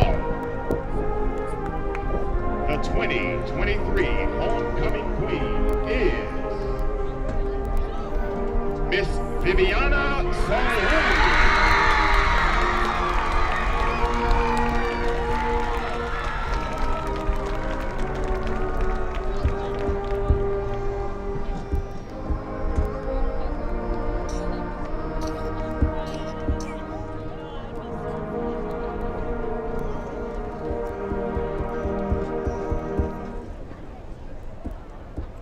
And now, the 2023 homecoming king is Mr. Jesus.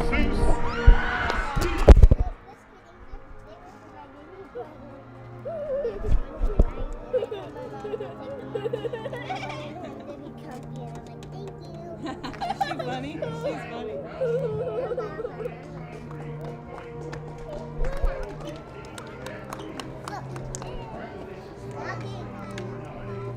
You may now exit the field.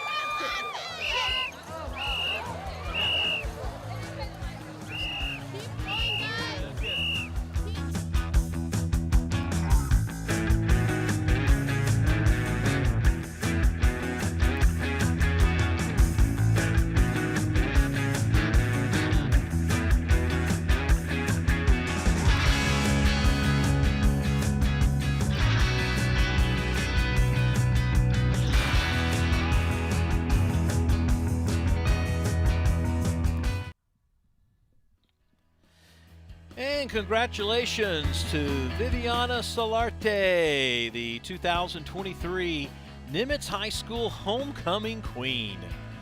Congratulations, young lady. Right now, her football team down by just one. They're also down one light standard. We thought we had that figured out. They sent a guy out to get a fuse, and I think it worked for a few seconds, and that was it. But let's go ahead and look at the halftime highlights of this ball game, and a good one indeed. It was Nimitz that hit the scoreboard first. What a beautiful play. Maldonado to Hernandez. They missed the extra point, 6-0. Back comes Paschal, and it's right up the gut. Mackey G had a long run last week against the Irving Tigers, 44 yards in all here at the 7:55 mark. They're up by one. They were 14-6 leaders until Nimitz comes back, and it's Woolfolk made it 14-13. But right before the break there, it's Thomas to Tevis, 21-13. Vikings aren't done yet. It's Hernandez again, a nice, pretty pass, 61 yards with 35 seconds to go before the break. Still, though, it's a 1-point difference with Paschal leading 21-20. As we begin the second half, like we ended the first half, Coach, one light standard, a no-go. And we'll just play that way. I guess both coaches are okay with it. Yeah, like I mentioned earlier, it's got to be mutual all the way around between or among the referees, head coaches, and of course, stadium manager, facilities, etc. So I guess everybody made the decision. Okay, we can play. By Christopher Hernandez. Well, thanks to technology and the fact that we have some pretty nice cameras, we can turn up the gain in the iris, and it looks pretty good. We do have a player down away from the action that time on the special teams, and that was number 18, which is Acosta.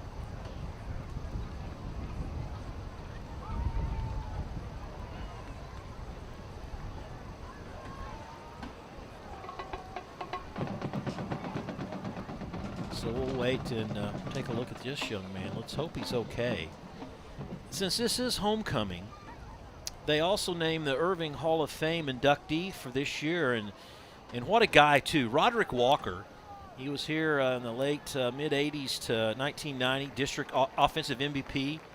This guy led the state in rushing in '88. He went to University of Texas, won 2 Southwest Conference championships. When he was a junior, he was the number 2 recruit nationally. And ironically, the young man broke his leg on the first carry his senior year. But that still didn't stop him from having a great college career. He is now currently the NFL Players Association president of the Austin and San Antonio chapter. So congratulations to Roderick Walker, class of 1990. And he was there at the toss of the coin tonight. So here we go. First play offensively for Nimitz to start the third quarter. Coach, do we make any changes? Well, I definitely think that they've got to make some adjustments on their coverage in the back end. Both teams, you know, they've been beaten by the big play, and we'll just see if they try to, you know, mix up some man versus zone coverage, or if they try to double cover somebody. But I think both of them have to make some type of coverage change. The thing is, the big guy, Luke Tevis, number 19 for Paschal, just killed him offensively. Here's a handoff near side. Oh, plenty of room. Foot race. Woolfolk, 15, 5, touchdown. The sophomore can run. Woo, 73-yard touchdown. That's what you do, Coach. You lull them to sleep with the quarterback, Maldonado, and then you give it to Javon, and he takes it to the house. Yes, he did. Looky there, man. As soon as he cut the corner and cut the edge. Do we go for 2 yet? What does your little coach's handbook say? Nope. Kick it. Okay. You're up. Man, it looks like he misses sometimes. It does. It looks like he pulls it. It looks like he hooks it Yeah. a little bit. You know, but he drives it. He can really drive the ball well. He gets the offensive belt. With the great play.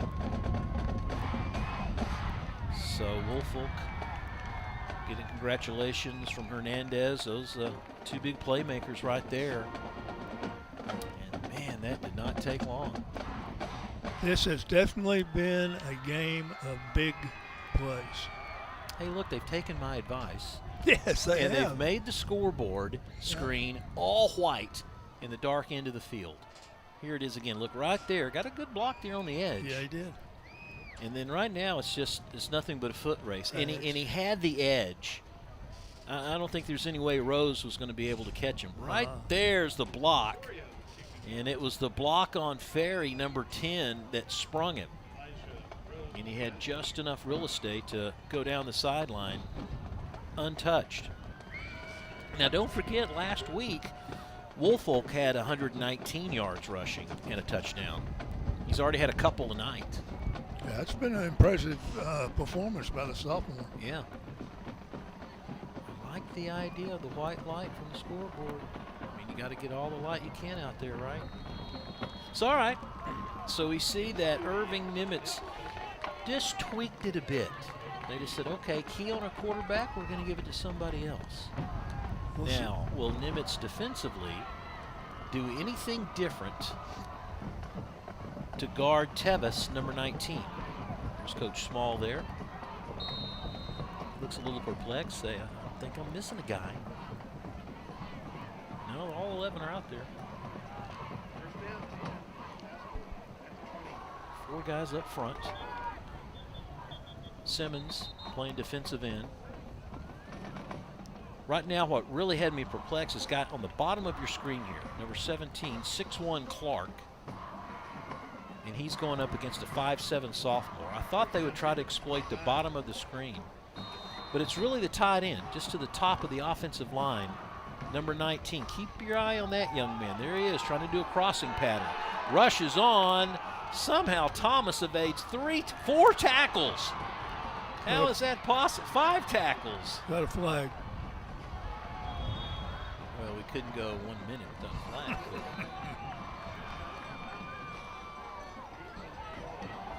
Like the Vikings helmet this year, they've kind of gone to that matte purple look.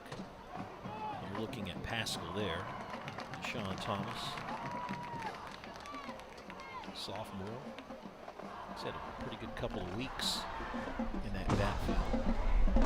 Offense, number 60. 5-yard penalty will be first down. Hughes, the right tackle, Correction, called 10-yard penalty. against Paschal. Let's see if we can watch. Well, I don't think we can see it on this particular angle. He would be on the right side of his. Right there. There he is. He kind of threw him down. And that is what the penalty was about. When you get out in space like that as an offensive lineman, you can't hide. G, left side. This guy's got some wheels. Wrapped up nicely by Ross. DeWaylen Ross, 5'9", 150. The senior, there he is, number 15. That's how you make a tackle, Coach.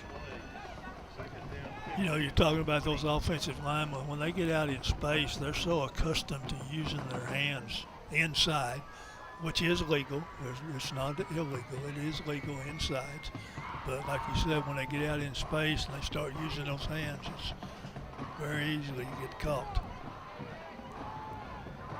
Yes, there's nowhere to hide. You're not in the masses.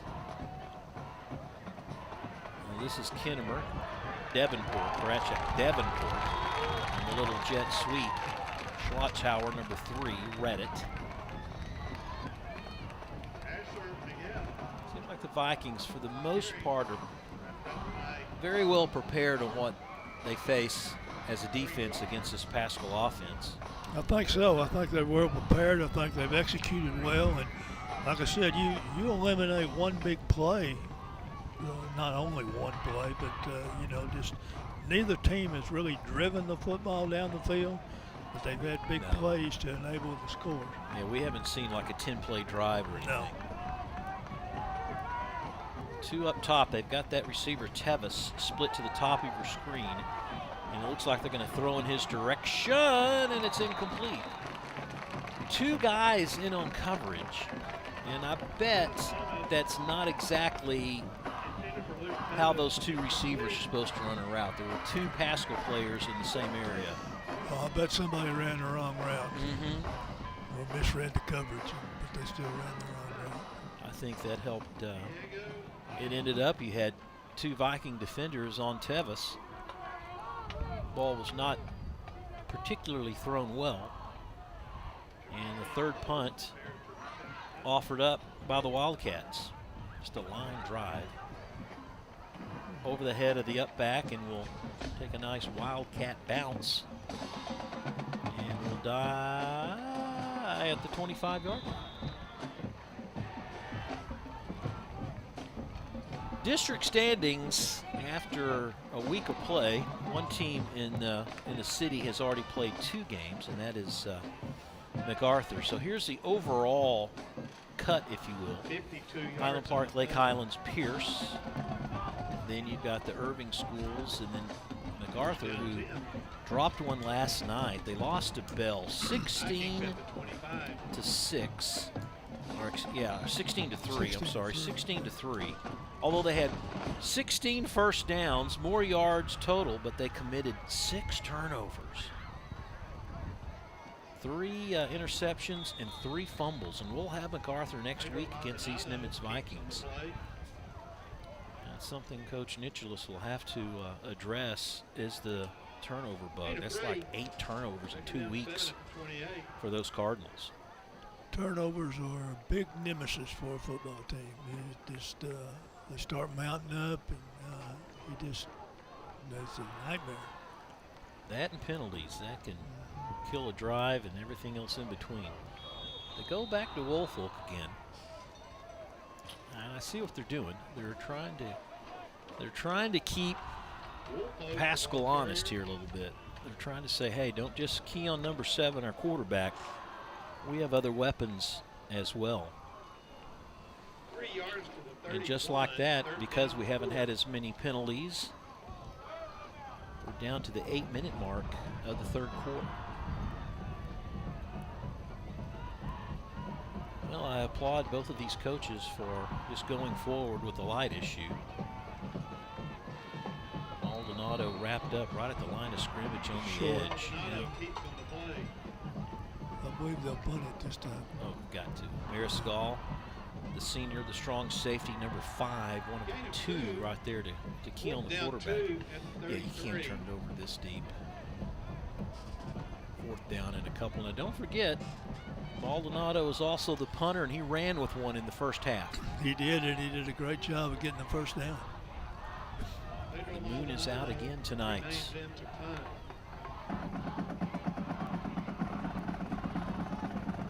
Time on the side of Irving, although we still have another quarter to go. There he goes again. He's going to try to run it. First down. Oh, he turned it over. Calling him down by the Vikings. Was he already called down? Calling him down. Well, if not, Jose Flores is there to follow him. So let me tell you, if there's coaches out there that they're scouting the Vikings, you know MacArthur coaches are going to. Without a doubt. You know, they I got can promise you. They got to play him doubt. next week. So that's one thing he's going to give MacArthur coaches, to think about is that, hey, when this guy's going back to punt, we're going to have to keep some guys at home on the edges or whatever and keep him in one place. Like I said earlier, they put a lot of pressure on your defense in their punt formation with his ability to run. There he goes again, just right up the middle. A little push from behind.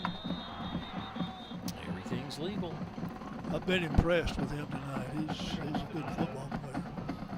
Plays bigger than his size, that's for sure. Without a doubt. Again, like I said earlier, he's a very fierce competitor.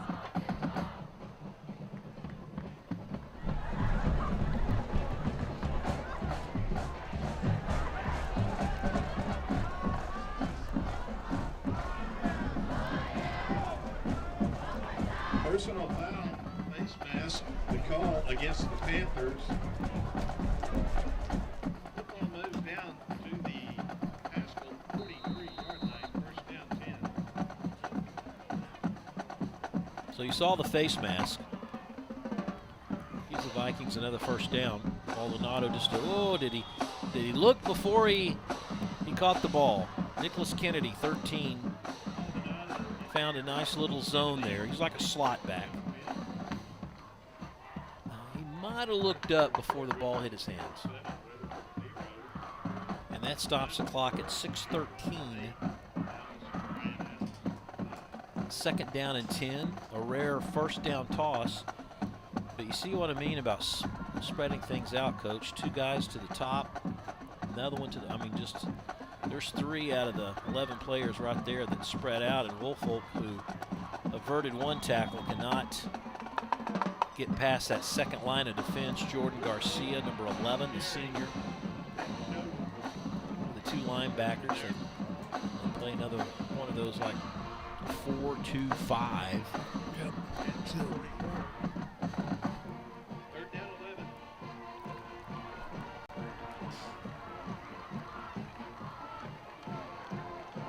Before the spread offense became prevalent, anytime you had a wide receiver, good passing catch. Beautiful pass. Boy, just sitting right there was Carlos Castillo. He just found just a little place to just rest, and he got him the ball. What I was saying with my story before the spread became very popular, when you would split a receiver out wide, the normal rule was he would not go any further outside the numbers. That would give you a chance to, you could run it out or you could run it in. Now they use the entire field, which makes it really tough on the defense. Yeah, and this time 3 receivers to the near side, but Maldonado, who's trying to inch out just enough for a first down, will have 3rd and 1.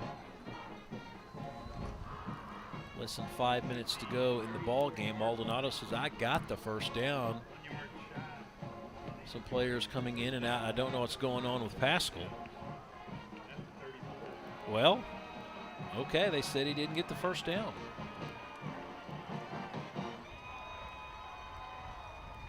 The Coach Small's already at the hash mark saying that was a terrible spot. You would have thought they would at least measured, wouldn't you? I don't think he's even that close, maybe. Apparently.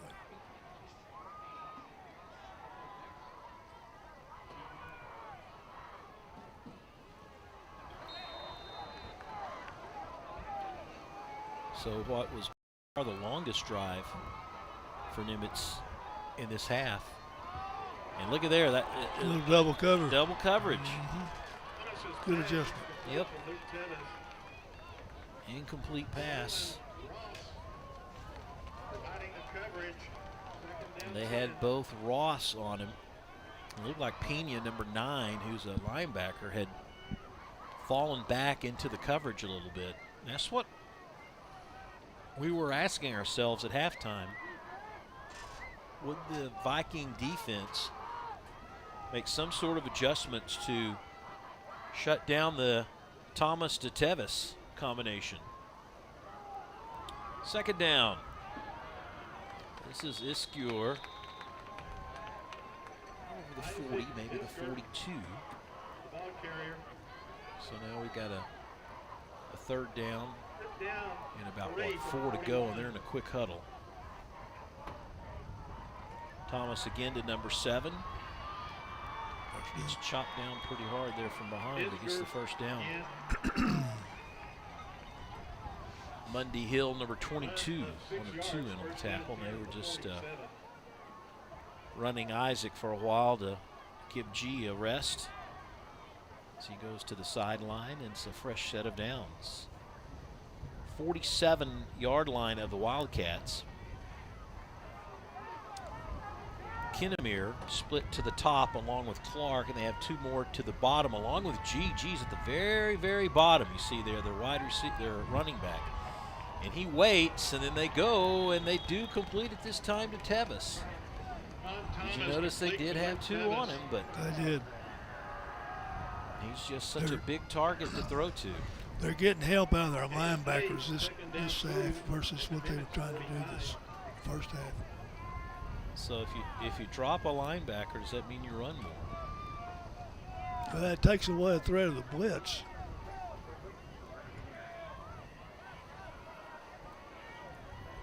Manasseh there. Also Kellum, now the corner that has come in from Nimitz High School. G, top of your screen, they look his direction, come back to the near side. That is Clark. Clark with some room. Clark with some wheels. He's to the 10 and inside the 10. 1st and goal, Wildcats. To the dark side. He has been out there on an island all night. We've talked about Clark and Lowe matching up. And this time they look to one side and they come back to the other. It was like a screen. You see the lineman out there. He just runs right past him. And Lowe, who has good speed, came and caught him from the weak side and brought him down. Not much here on 1st and goal. Yeah, they had pulled Hughes and also Haley, the offensive lineman for Paschal, on like a wide receiver screen. I like the call where they look one direction and then pop it over to the right.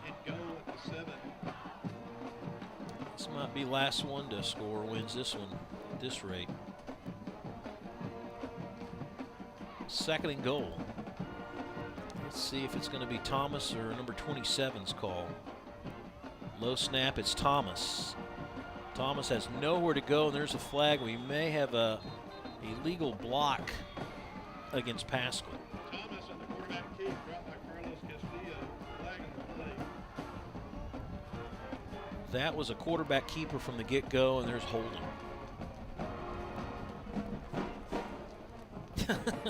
Coach Smalls, shush, shush, get off, Coach.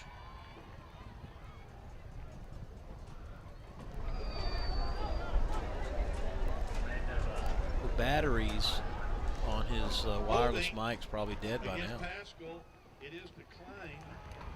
So 1 minute I see that they refused the penalty. The official's about to move it back. Don't you love it when they 4 think yards on the what you're play. going to call? 3rd and goal.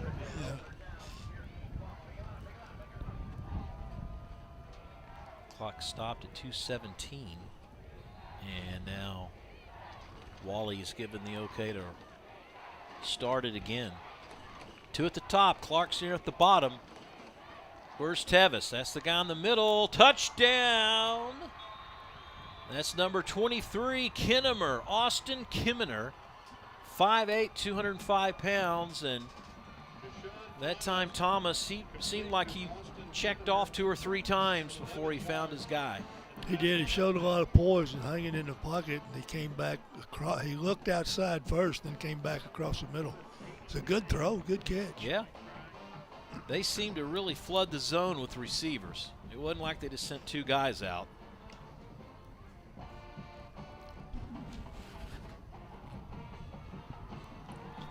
An extra point is good, 28-27 at the 2:05 mark of the 3rd quarter.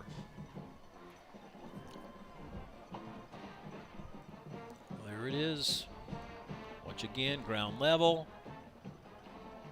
Had to go up high to get it. Not too bad a coverage, but just threw it where the other guy wasn't. Once again, end zone shot. Looks right, looks left, then comes right across the middle. Well executed. Absolutely. Well, now it's Nimitz's turn to answer the call. So 2 touchdowns here in the 3rd quarter, one by each team. Still a couple minutes left before the 4th and final period.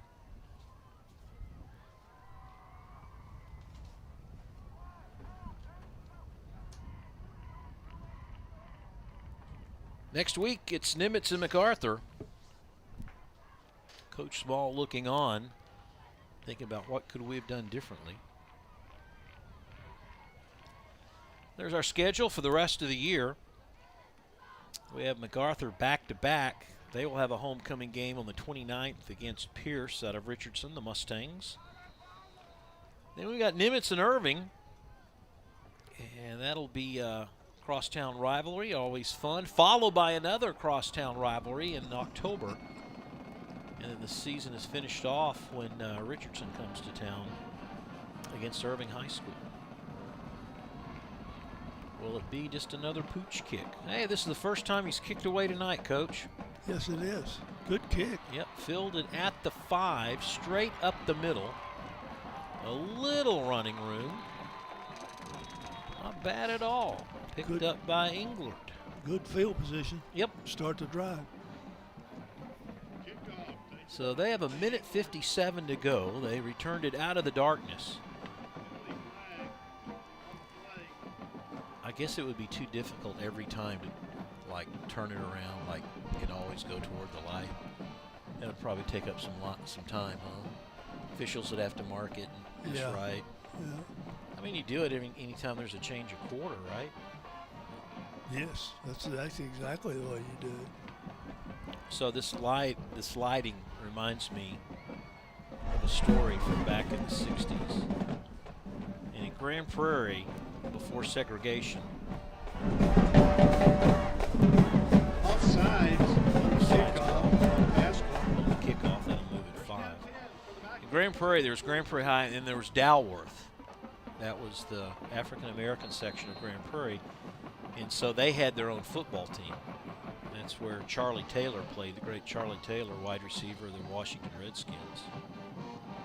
And Randy Galloway had an article in the Morning News talking about they would play at night and the lights would be so low that people would park their cars along the sideline and turn on their lead on their headlights on both sides so there would be enough light for everyone to see. So if we could go ahead and just bring in some heavy-duty trucks down here and park them on the track on this end down here, we could have full-blown lights. You know, there's got to be some kind of construction light somewhere, you know, that the school district has. Like, hey, can you just pull that out? There's a cramp. Not enough salt tablets.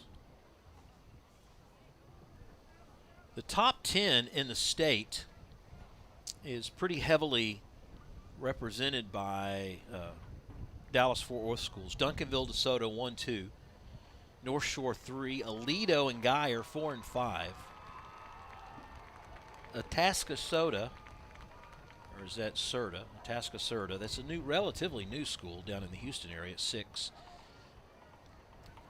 McKinney at 7, Southlake Carroll at 8, Austin Westlake at 9, and Louisville trying to make a name for itself at 10. The Dallas area top 10, just strictly Dallas, Texas schools, and you know, besides what I just mentioned, you got to, you know, they have Louisville a little higher and Southlake a little higher, but Duncanville, DeSoto by, you know, a landslide of top 2 teams, and North Crowley, who's in this division of Paschal's, Highland Park, and then Byron Nelson. All right, back to play. Here comes Maldonado. Still inbounds. Van Ackeren loses his headgear.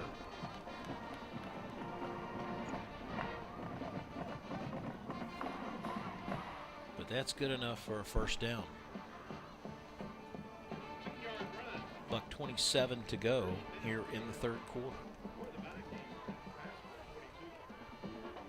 Just a quarterback keeper. That's all it is. Yes, it was. You got holder number 8.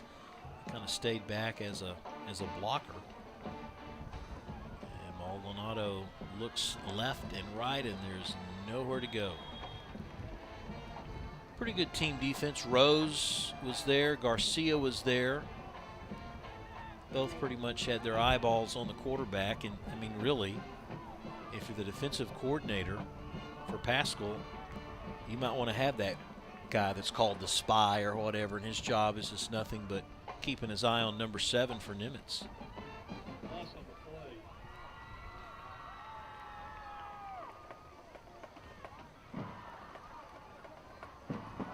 It's Paschal's lead right now. Going deep. We're going to try it again, and he overthrows his intended receiver, Englert.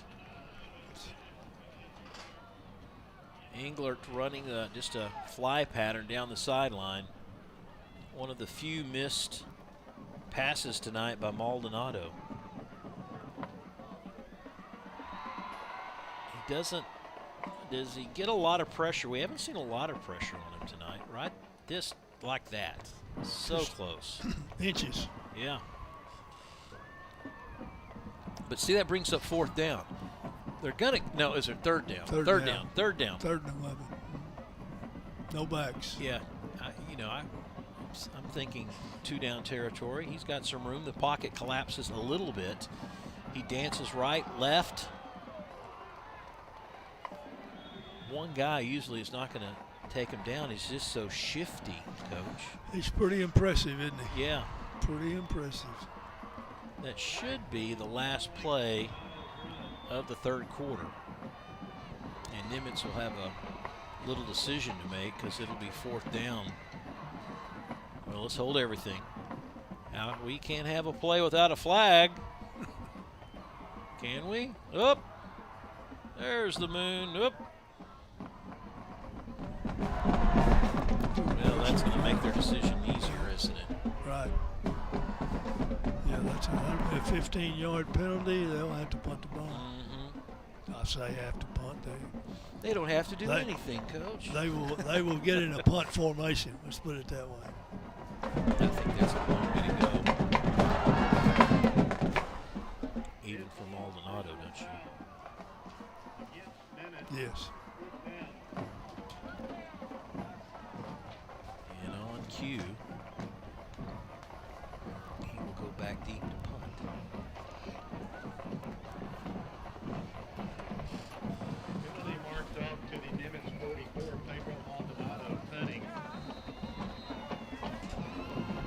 Paschal team defeated Irving 38-6 last week. Everything that went their way. They picked off Irving about 4 times. Paschal's going to let that one go and it'll be down at about the 20. And that will do it. We have finished 3, headed for 4. Paschal 28, Nimitz 27. We've got one more quarter of football.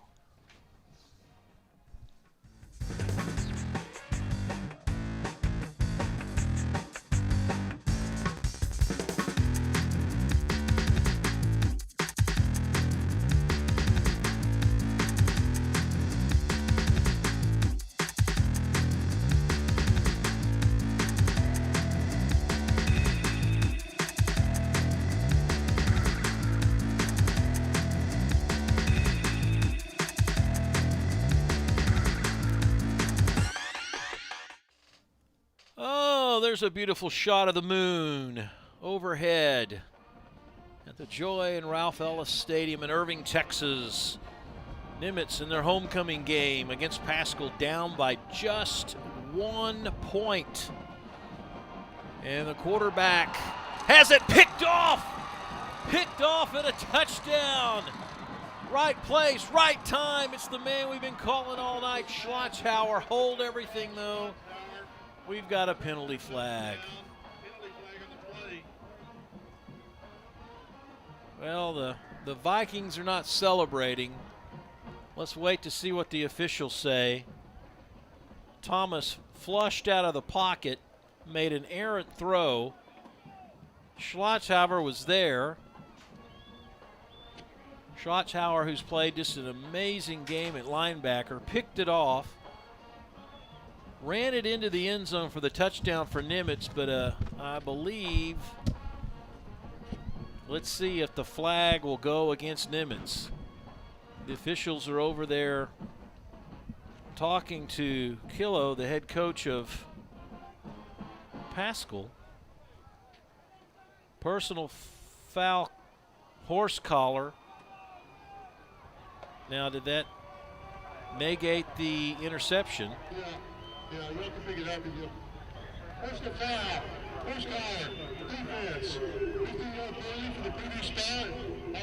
First down. So much for the interception and the touchdown by Schlotschauer. Instead, it's a 15-yard penalty. Let's see, let's watch, is it the quarterback? Watch the quarterback right there. See, they pulled him down by the horse collar. What a great play by, though, the linebacker. Watch number 3, middle of your screen. He's reading it. Quarterback gets pulled down, though, by one of the defensive players for Nimitz. There's another penalty flag. Yep.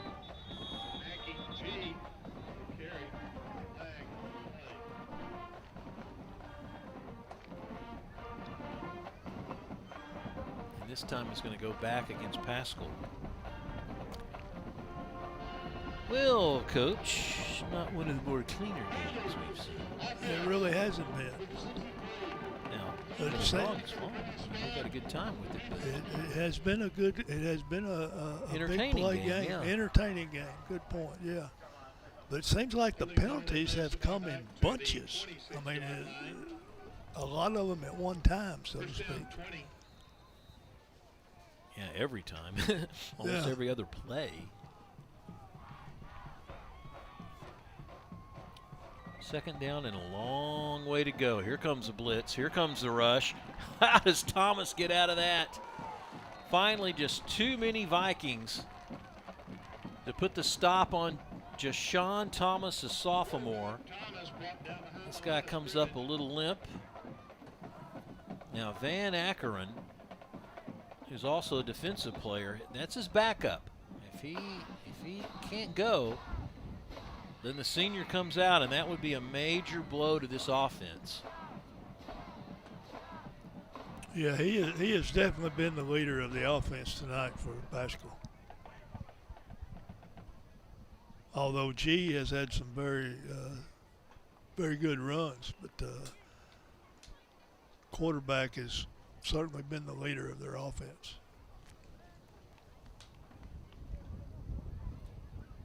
Back in Nimitz next week on ICTN. Don't forget, you can watch these games online, youtube.com/the City of Irving. Went back there the other day to watch the, MacArthur game from a couple of years ago where they pulled one out in the last seconds. Kind of a Hail Mary. Might have been against Nimitz. Fun to go back and look at those games. So Thomas is going to have to at least set one out, or Paschal would have to use a timeout. You know they don't want to do that now. Paschal nursing a 1-point lead. You don't want to be Nebraska, who leads the nation in losing 1-point games the last 2 years. What, like 25 or so? I don't know. It's just crazy how many games they've lost by a point. That guy might have moved, and yes, he did. He did, yes. Illegal procedure. Yep. So it's not Ackerman. That is usually who their number 2 guy is. Eric Campbell, the junior, number 20, and now he steps out.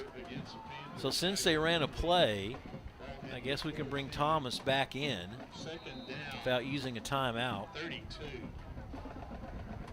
Nope. They're going to keep Campbell in there. Campbell a little bit smaller. Kind of reminds me of Maldonado a little bit in his stature. The junior, let's see if they go to G and try to lean heavily on him for their offense. I mean, they're still in the lead, and this is a mix-up. That was a bad snap. I mean, I'm not going to blame the quarterback on that one. That thing went in one direction. He was supposed to hand off to G, and credit the Vikings coach. They were in on it.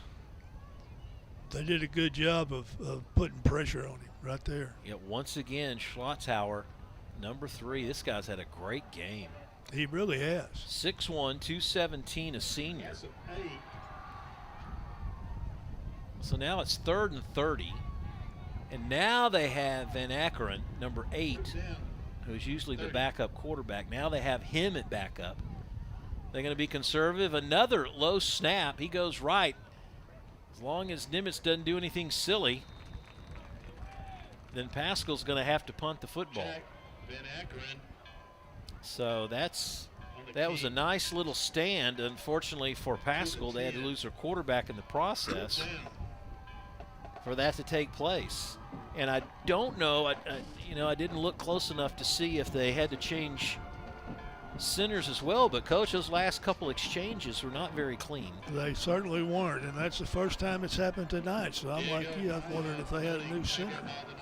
High snap, the punt, not a good one. Backspin, and it'll be down at the 45-yard line. Ackerman right there, number 8, Van Akkeren. He was the deep snapper on the punt team. And now Nimitz has the football with loads of time on the clock. Down by just a point.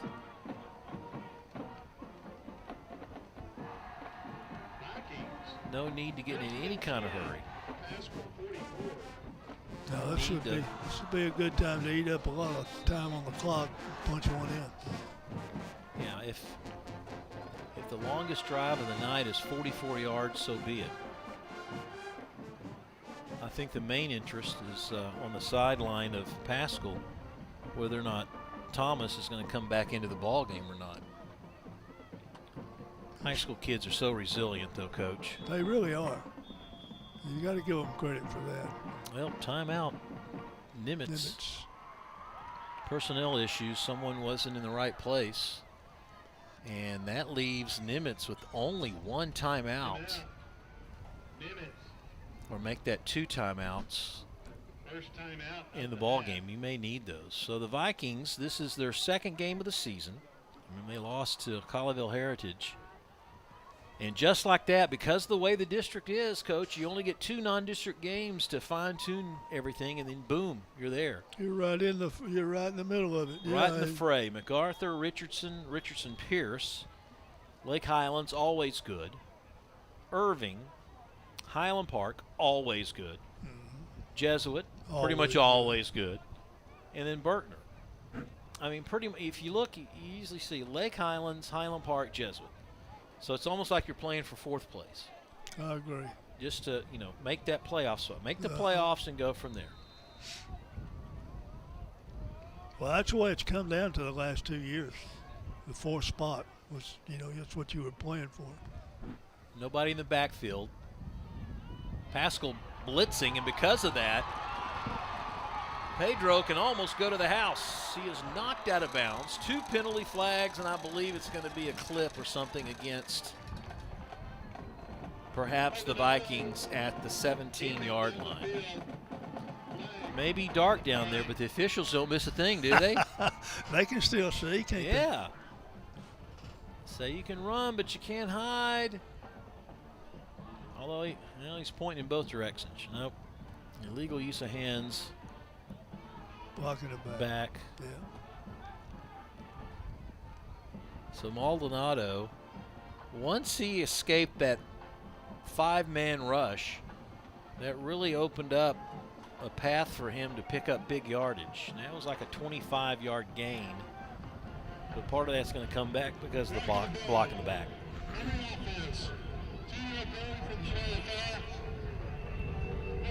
So they keep the first down. That's not going anywhere.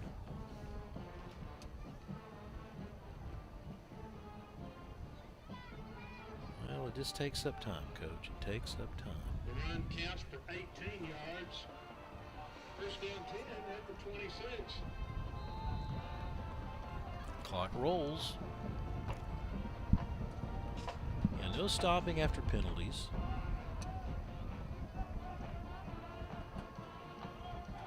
Everybody split out. 3 to the top, 2 to the bottom. That almost means Pedro's going to take it. But no.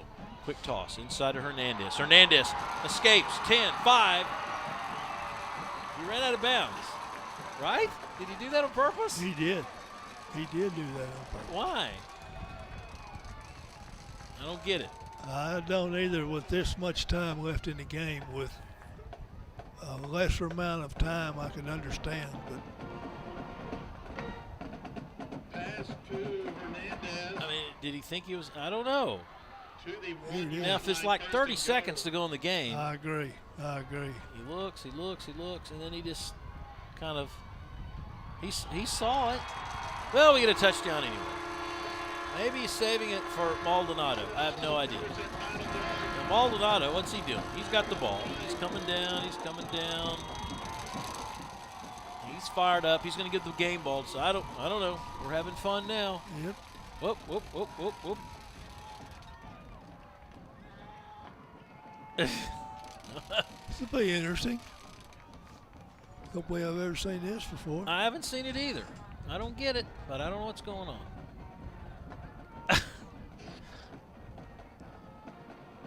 Okay.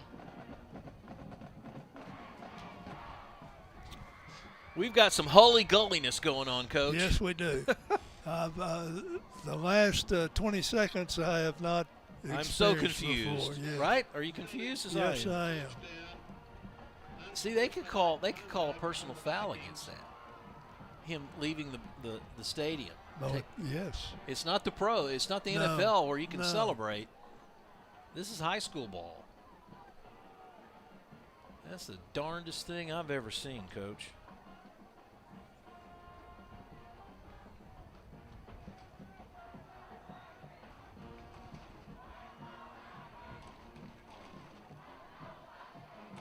I don't understand the pass. Why he went out of bounds? Yeah. I don't understand that at all. Did he? There's the unsportsmanlike conduct. I knew.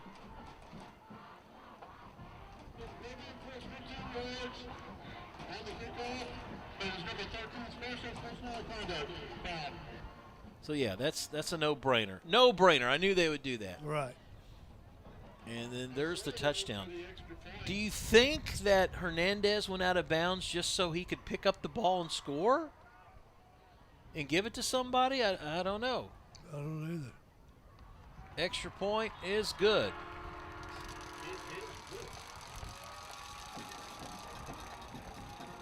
So 34-28. There's still just that 1 point. Right.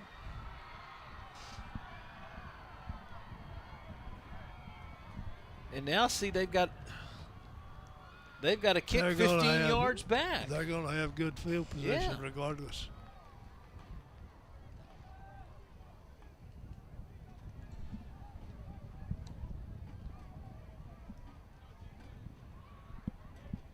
Well, it's all fun and games now. Everybody's laughing, joking about it, I guess.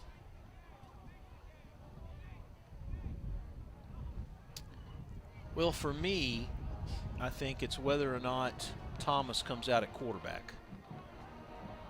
That will be a big, big question mark for Paschal.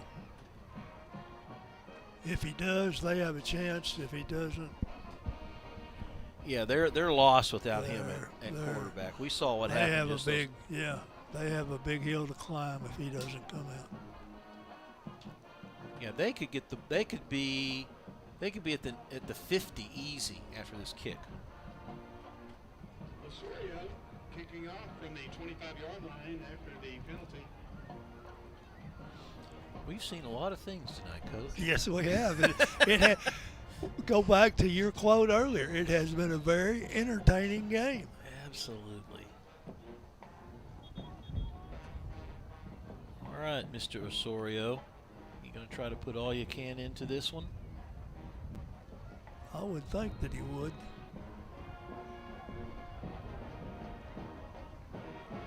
For Paschal, their coaches are saying don't do anything silly. Not a bad kick. Not a bad kick. Fielded at about the 25-yard line. Very Knocked close out to of bounds from midfield. there. Oliver Rodriguez with the return. Everybody seemed to behave themselves. Pretty close to the 50 as I thought it would end up. 8:28 to go, and now Paschal. It's their opportunity to return serve. 1st and 10 for the Panthers at the 44. 3 touchdowns in the second half. Here he comes, number 4. For Paschal, that's a relief. Thomas does nothing but just kind of do a ghost fake. Go to the near sideline. They try to hit Tevis. That is not his type of throw, Coach. No, he's not a deep ball threat. No. I mean, he has good hands and he can get good position, but he's Going not on the sideline. He's not a lofter. He's not a guy. He's not a finesse, lofting kind of. He's more of a straight shot. A guy does a down and out or across the middle, and He's not a 50-50 No. guy. So 50-50 Campbell chance. comes This guy back is. in. Yeah. Remember last time Campbell was here, they had hard times with the snap. He Again. turns the wrong way, and the Vikings are there to make sure he doesn't get any further. As soon as Thomas leaves the game, it appears the Wildcats are just out of sync. Yes, they are. They're just not the same team. And so this brings up 3rd down, about 13 to go. And Campbell goes back in.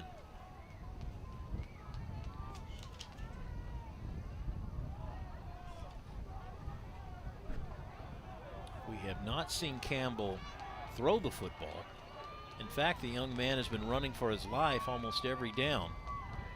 Vikings this time play one back deep safety. Campbell near side, that is going to be out of bounds. Tried to hit Tevis. No matter who the quarterback is, number 19 is the target. And he is pushed out of bounds. Stop the clock. And 4th down ensues.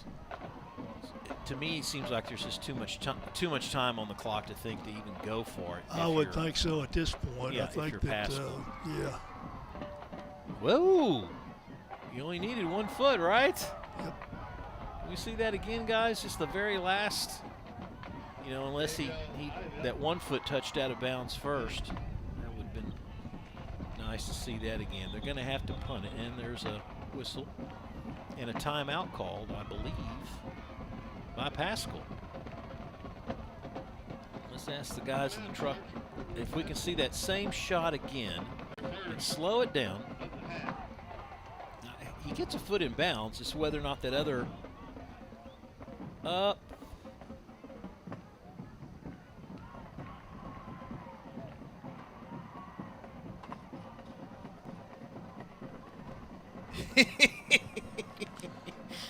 Could be. I am laughing because the coach looks at me with that eye like, ooh, he might have caught that. Now, if now, the right foot, which foot hit first? Correct. Yes, which foot hit first? Now, if that right foot hit first, then hey, it's out of bounds. Exactly. But just the shot we had, it appeared the left foot for sure was in bounds. It seemed like. Ooh, close call, but hey, if you're Nimitz, you'll take it. Another punt. The punter is deep in that particular shot. He'll be back to there. He is. He waits, and it's the line drive kick. Maldonado, oh my goodness, he's going to be watching that one die at the 12 with 7:18 to go in the ball game. And a good little punt by Diego Palva, senior kicker. That flipped the field for Paschal. Didn't it, though? Well, it all started with that unsportsmanlike Exactly. after the touchdown. Yes. That flipped the whole field. Paschal, after tonight's ball game, they finish with the two Irving schools. Then they have to play Dallas Kimball, the Knights. And then there is the rest of their Tarrant County schedule. They finish with the Kangaroos of Weatherford. The Roos. Let's see, I think one of the Clean Ellisons are the Kangaroos. Clean or Clean Ellison, maybe. Clean. So we got a couple of Kangaroos at least out there. Woolfolk, left side, tippy toes. Stay in bounds, young man. 9 yards. He's a good back to have in there when Maldonado gets tired. Or people start keying on him. You see the time, upper right-hand corner, fourth quarter. Vikings have scored 2 touchdowns here in the second half. And right now, all they have to do is keep the football, plain and simple. Exactly. Exactly. And even if you don't score, have it so far deep, they have a long way to go in the process. Woolfolk, oh, he fumbles the ball. Picked up. It's picked up. What a turn of Rose. events. What a turn. Rose with the score. Oh, my goodness. Hold the horses. Hold everything. I see the yellow flag. Let's see. There's the flag. Did he get, on the return, there could have been a clip or something.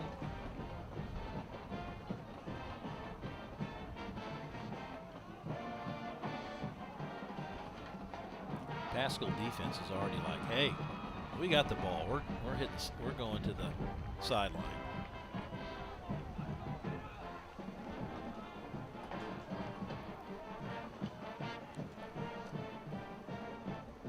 You can read movements there. It seems like that official's saying, look, he grabbed him and threw him down. Which if it's on a return, then that's a holding call. But I don't think it's going to change possession, do you? I do not. I think that Paschal's offense is going to be on the field whether they kick the extra point or whether they run a play. No, the way they're lined up, they're running a play. Yeah. It appears. They're not going to give them the touchdown. No. Or the touchdown will not be allowed. No, but Thomas isn't out there. Thomas is not there. Looks like Campbell's back out there.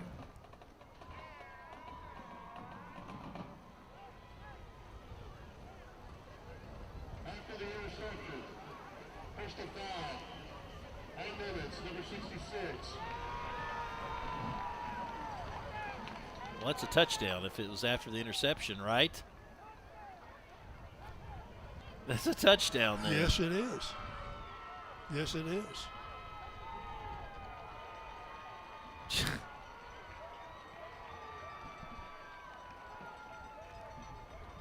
yards on the fumble return by Elijah Rose.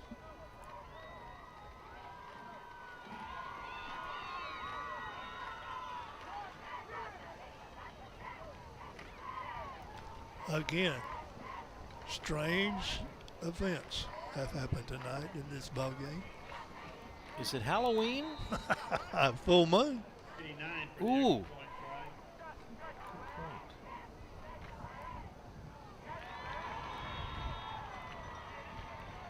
try. Well, me oh my oh. 35-34. Elijah Rose. Fumble recovery to the house. I mean, good. Look at the tackle right there. It was Shope 0 that knocked it out. And then Rose took it right there, poked the hand in there. Where's the penalty? Right there. Just number 66. He just picked him up and threw him down. Well, it'll be that last video had the penalty in it. You could see it in the background. Yeah.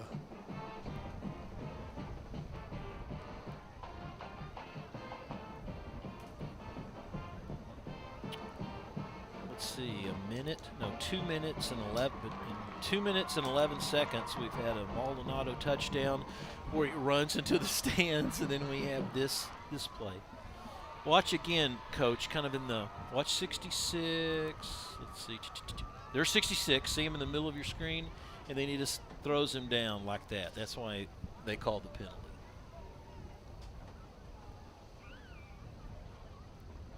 Guy scored anyway, so, you know. The previous penalty was a wide ball foul. It was declared. Oh, what are they going to do? Put it on the, make him. The kickoff will be from the 40-yard line.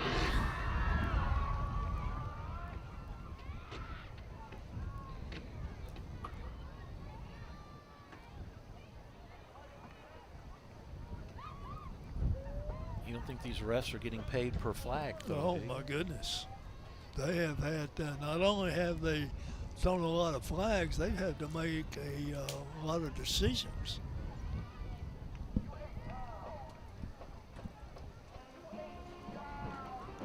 Well, the bottom line here is the fact that there's still plenty of time in the game. Without a doubt. So, I mean, we could see 3 more touchdowns in 6 minutes at this rate.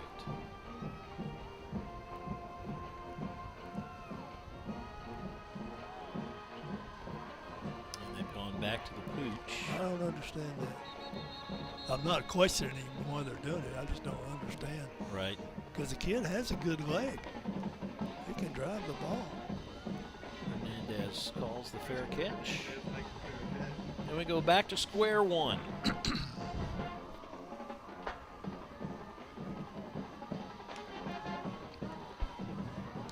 Next week, these same Vikings will play host to the MacArthur Cardinals. Cardinals off to an 0-2 start. 6 turnovers by the Redbirds last week. Without a doubt, one of the things they'll be working on when they play their crosstown rival in week 3. Boy, you don't see that very often. No, in you these, do not. these rivalries. It'll be a big week at MacArthur this week, I promise you. So the Vikings trying to go to their bread and butter with Maldonado right up the middle. Might have been an easy one to pick up on with 2 receivers at the very top, 2 receivers at the very bottom. They very seldom have done anything different, and they're doing it again now. Same This time, formation. yeah, they may switch it up a little bit, but One slot back there to the left, and it's Maldonado again, left side. I think they basically said, look, you're the only guy we trust. We're putting the ball in your hands. Yeah, I mean, let's go win. Yeah, come on and let's do this thing. And he does move the chains. He picks up over 10 yards and 2 carries. If the Vikings come back to win this thing, this would be one of their longer drives that they would have to come up with unless it's a big play. Now they have 5 guys out in the area. They hit Holder, or correct that, Castillo. And they call him down at the catch. Yes, he put his knee down. Ah. Okay. Second down, 4 or 5 to go. No time to panic. Now we have motion. Maldonado straight ahead. He just ducks and runs.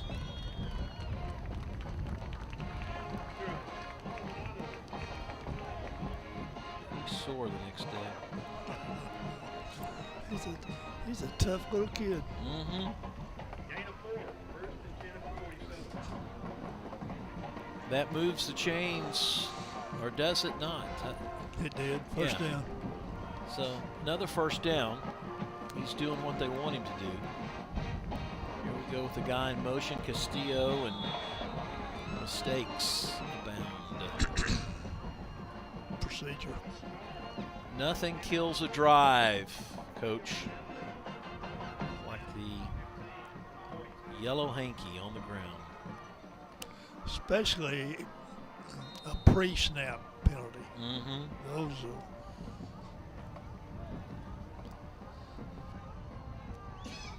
Clock is rolling. We're closing in on 4 minutes. Vikings could use a big play or two here. Maldonado, he's right now, the Wildcats are say, we'll give you 5 yards. We'll give you 3 yards. But you're using up valuable time. You've got 2 timeouts, I believe, left to use. But sooner or later, Coach, they're gonna have to try to open it up a bit. Yes, they're gonna have to try to. They're gonna have to try to get something downfield.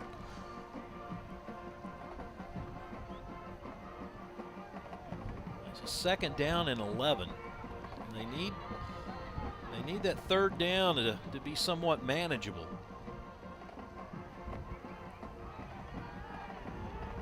Drop ball. Hit the hands of Castillo, and he dropped it. He's in a bad spot. Yep. Right in the hands. Mm-hmm. So now they're in that dreaded 3rd and 11 spot. The way this game's going, you don't punt, do you? No, you can't punt at this point. With 2 timeouts? I don't know. Oh, I would. No, you got 2 down. I'd be in the mode if we got 2 downs to make a first down. I say look for Hernandez. Look for number 12. Well, he faked it to number 12. Hey, that guy pulled him by the back of the jersey, but maybe not the horse collar. Coach Smart's saying, I mean, he's out there saying, hey, where's the horse collar? Got the jersey, maybe not the.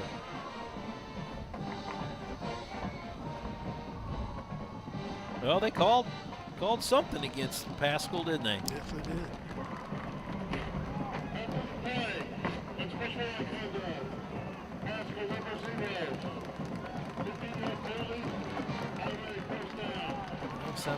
Dead ball, personal foul. Yeah, that's crazy. I don't understand it, but That's against Tech Shope, number 0, he said. Nimitz gets a huge break, Coach.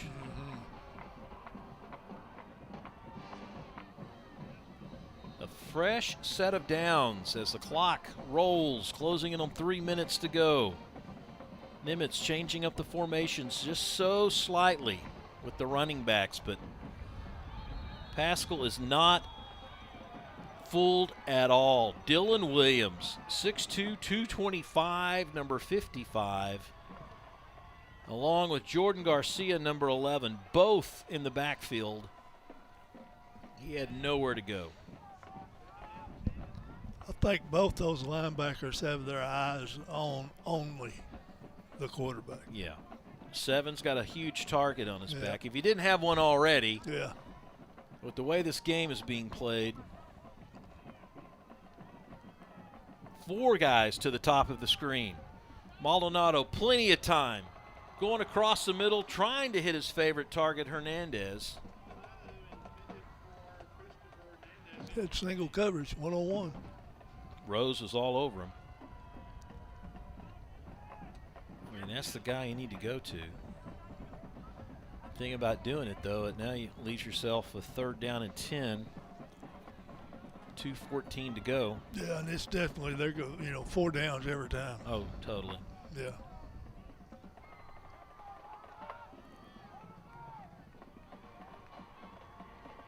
That is Castillo. That's like a slot to the side. They're going to run a screen. Fumbled. Ball's loose. Picked up again by Paschal. That is Williams with the fumble recovery. And Paschal has the ball, the lead. 2:05 to go in the game. 2 costly mistakes by this Viking offense here late in the ball game. Might have sealed the win for Paschal. Now again, 2:05 to go. 1 first down. They don't have their quarterback, or they haven't. They've had to rely on another quarterback. And the defense. Basically, it's been the Paschal defense that has made this happen.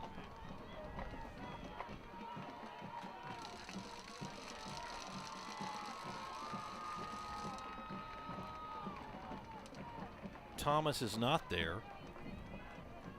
Neither's Campbell. Looks like they got Clark at quarterback. That is their wide receiver that they've decided to throw in at a quarterback position. Kind of a wildcat. Yeah. This is the play before. They tried to set up the screen. Castillo. Wouldn't have been down before that happened? You said the hand counts as being down. The back of the hand does. Yeah. The back of the hand does.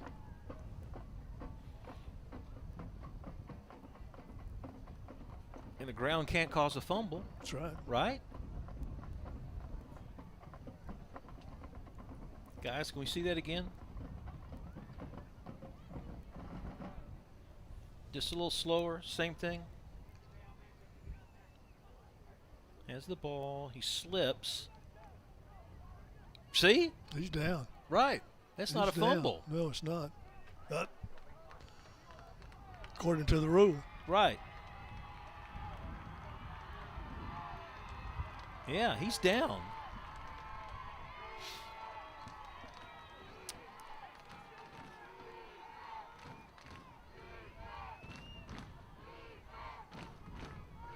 Don't know what the official's asking, maybe to reset the clock.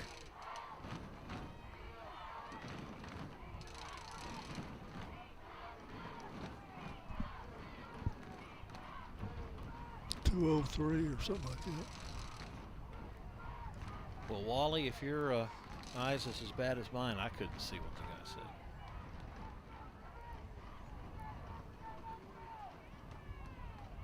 Wally's like 158. Just keep going up one at a time till the referee says, yes, that's it. 156. Say 156? I couldn't do.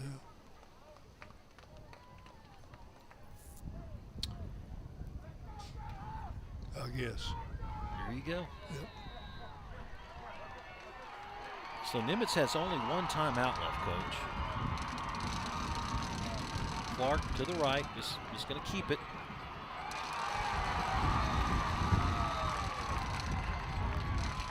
No flag there. They were hoping for the horse collar. But hey, you can't call it because the same thing happened to Nimitz. So they used their last timeout. So no timeouts to go. It'll be 3rd down and 10 with $1:44 to go. So maybe the best case scenario, if you do stop them and they do punt, you get the ball with about a minute to go and no timeouts. That would be a probably, what would you say, was 70 yards to go, maybe? Yes. 75, I mean. Well, it's according to whether or not. Yeah, the punt. Yeah. Or if they try to return it. Mm-hmm. With the trouble they have had with some of their snaps, I think I They'd would go go for for the it, block. yeah. I think I would Oh, go would for you? I'd go for the block. I'd Well, send I would everybody. think Paschal would just go for it. Well, they probably, yeah, that's a possibility. But I mean, if they force them to a punting formation, I believe I'd go for the block. Surprised they haven't given it to G. He's to the left of Clark. He's like the 3rd string quarterback. There's the bat. Talk about, yep. Got a chance. Yep. Got a chance. So now here we go. It's going to be, they're going to get the ball back with less than a minute. Right.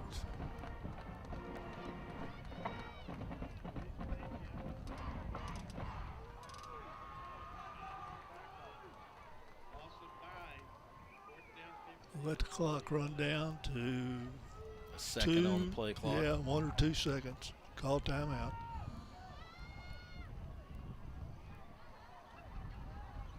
So if you're the return guy, return it. Don't let it get past you. And return it.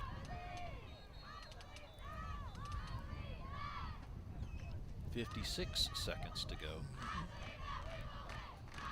So it'll be even less than maybe 45 seconds to go. Like you said, it's an all-out block.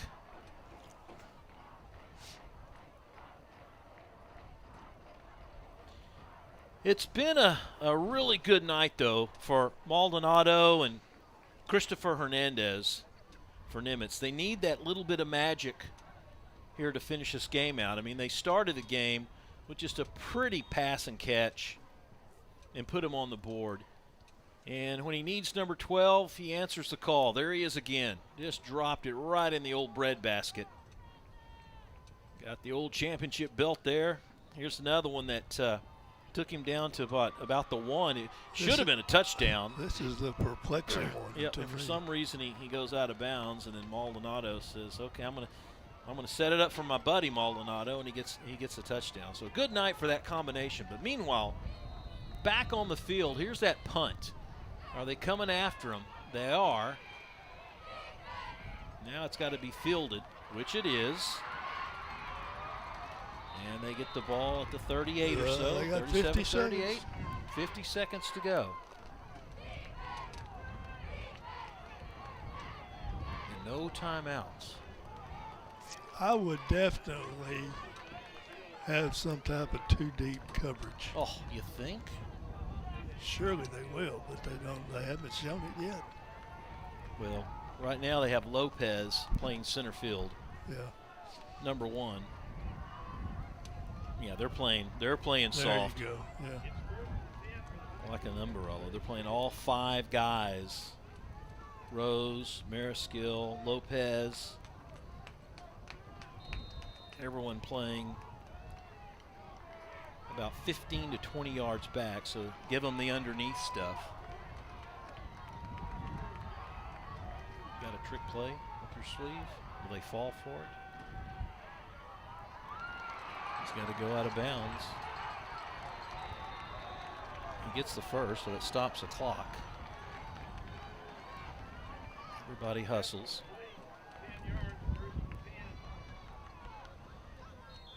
Stop the clock with the quarterback toss to the ground, so that's good. Chance to regroup. You know, the kicking game has not been very solid tonight. Every extra point has been questionable. Yeah, yeah. So it's not like you can try to get down to the 20 Right, get a and hope for a 40-yard kick. right.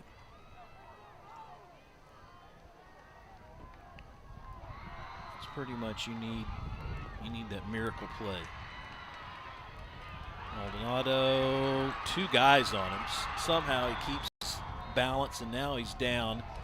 Dude, you've got to get up. I mean, they're going to pull you, so you don't have any timeouts in your pocket. So now he's got to get yanked. Yarborough's got to come in there because they don't have a timeout to give. No. With 27 seconds left, it looks like he's maybe it's the old cramp. Yep, he's cramping. And that doesn't surprise me as much as he's run tonight. As much as he's run and as hard as he has run, I think that he's played a very good ball game. Yeah.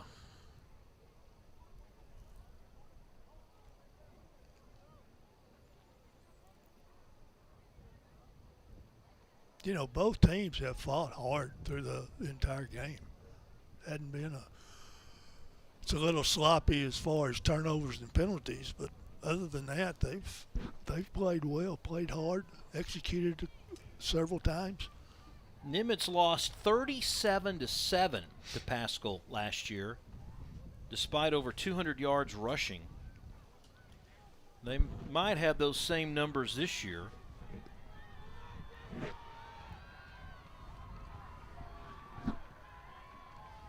You know, with 27 seconds, they're going to start the clock. I mean, Yeah. and it's 3rd down. You got to have your backup quarterback in there.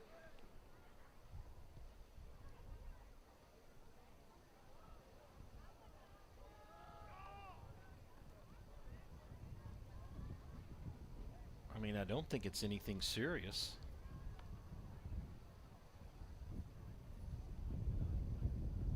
It surely gives both sides, especially Paschal's defensive unit, time to talk Yes, it does. and time to decide what they're going to do. I hope he's not hurt seriously because he's such a good it player. appears the Yeah. trainer's just pushing on the leg to Yeah. stretch it somewhat.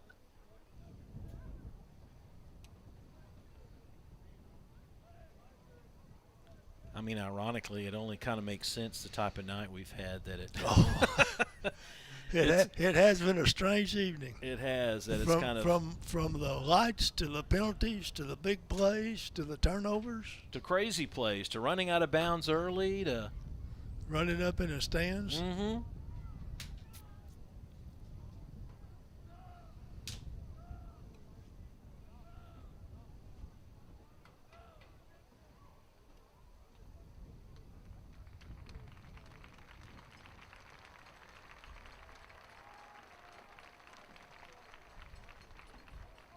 Yeah, he's walking like it's just a cramp. Yeah, absolutely.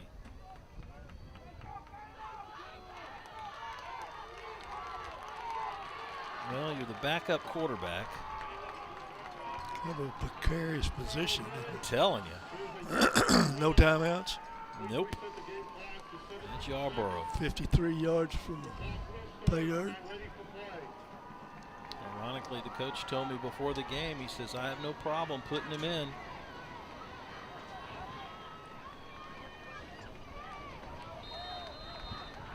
You're going to have to chunk it. Chunk, chunk, chunk. There he goes. Oh, he got hit as he threw it. Out of bounds. Hey, but you know, a little tip of the hat. I mean, at least he got it out there in the area. He did. So I guess Maldonado's going to come out there. Why not? For one more 4th down Hail Mary. And with 7 seconds to go, and it being 4th down, it's the Marys of all hells, right? I would say so. Yes, this is this is it right here.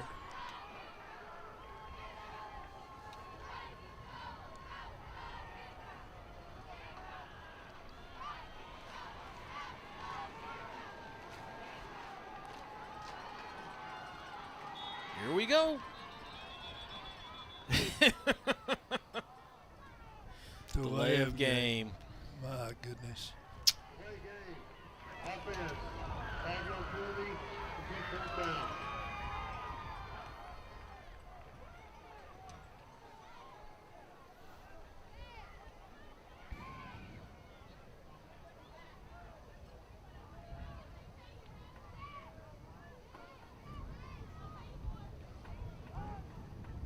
Need that clock to go back to 7. That's what they're trying to do. 7 seconds, Wally.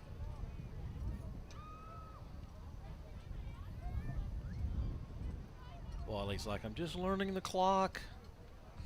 I was talking to him at halftime. Please reset the game clock to 7 seconds. Wally's like, I'm just learning this thing. Add number. Okay, here we go.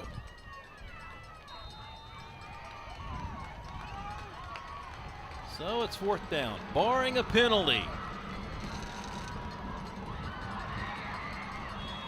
2 seconds, 1 second left. Hey, we get one to get a. Did you get enough for a first?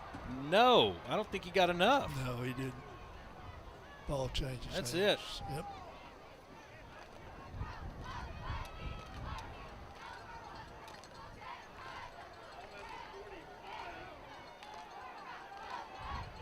That should do it. That's going to turn it over to Paschal, and they're going to win this one 35-34.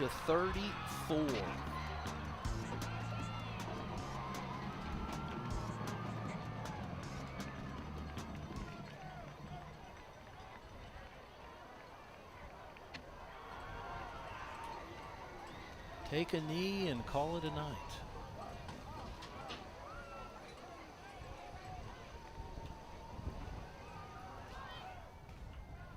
Barring any penalties. Yes. Hey, it was a big night for Viviana Solarte. She was the homecoming queen for 2023 for Nimitz High School.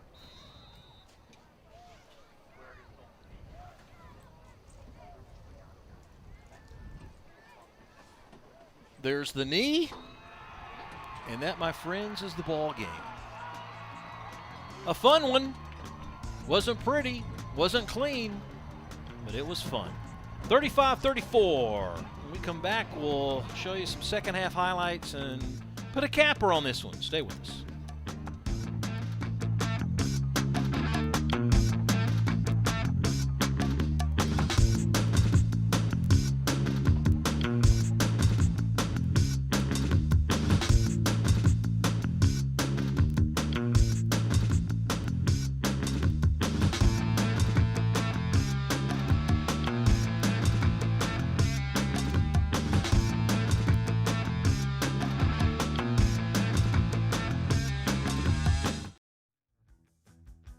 Both teams playing lights out tonight. 69 points in all.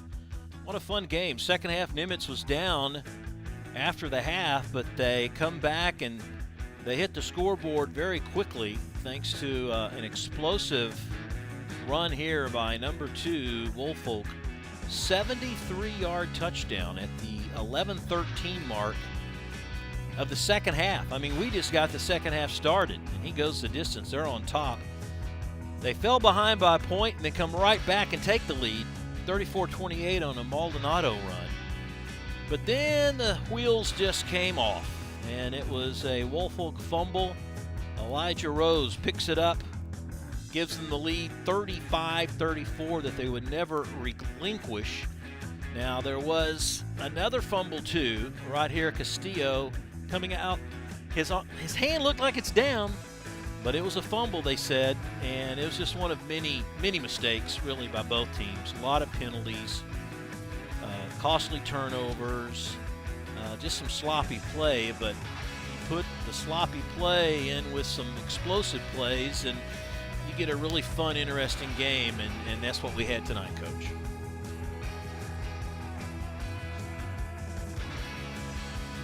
Score going back and forth both ways.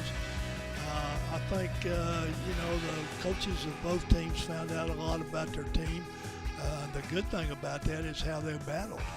They battled for 48 minutes. Both teams did, and I think the coaches can be proud of that. Of course, just as Rob said, as mentioned, they've got to eliminate a lot of mistakes. They've got to clean up some things where, you can't turn the ball over. You can't have penalties. You can't have a penalty where you have to take points off the scoreboard. So it's a good, fun game, regardless of whether we could see or not. That's indeed. And Nimitz, they've got to forget about this one. They are 0-2 now. They face an 0-2 MacArthur team as district begins next week. So the Vikings now 0-2. Paschal 2-0 with a 35-34 win tonight in homecoming against the Nimitz Vikings. Well, it's been a fun game, an exciting game, a strange game, a weird game, all wrapped into one. For former coach David Visitine, I am Rob Willman for the entire ICTN crew. Thanks for watching, everyone. We will see you next time on the ICTN Game of the Week.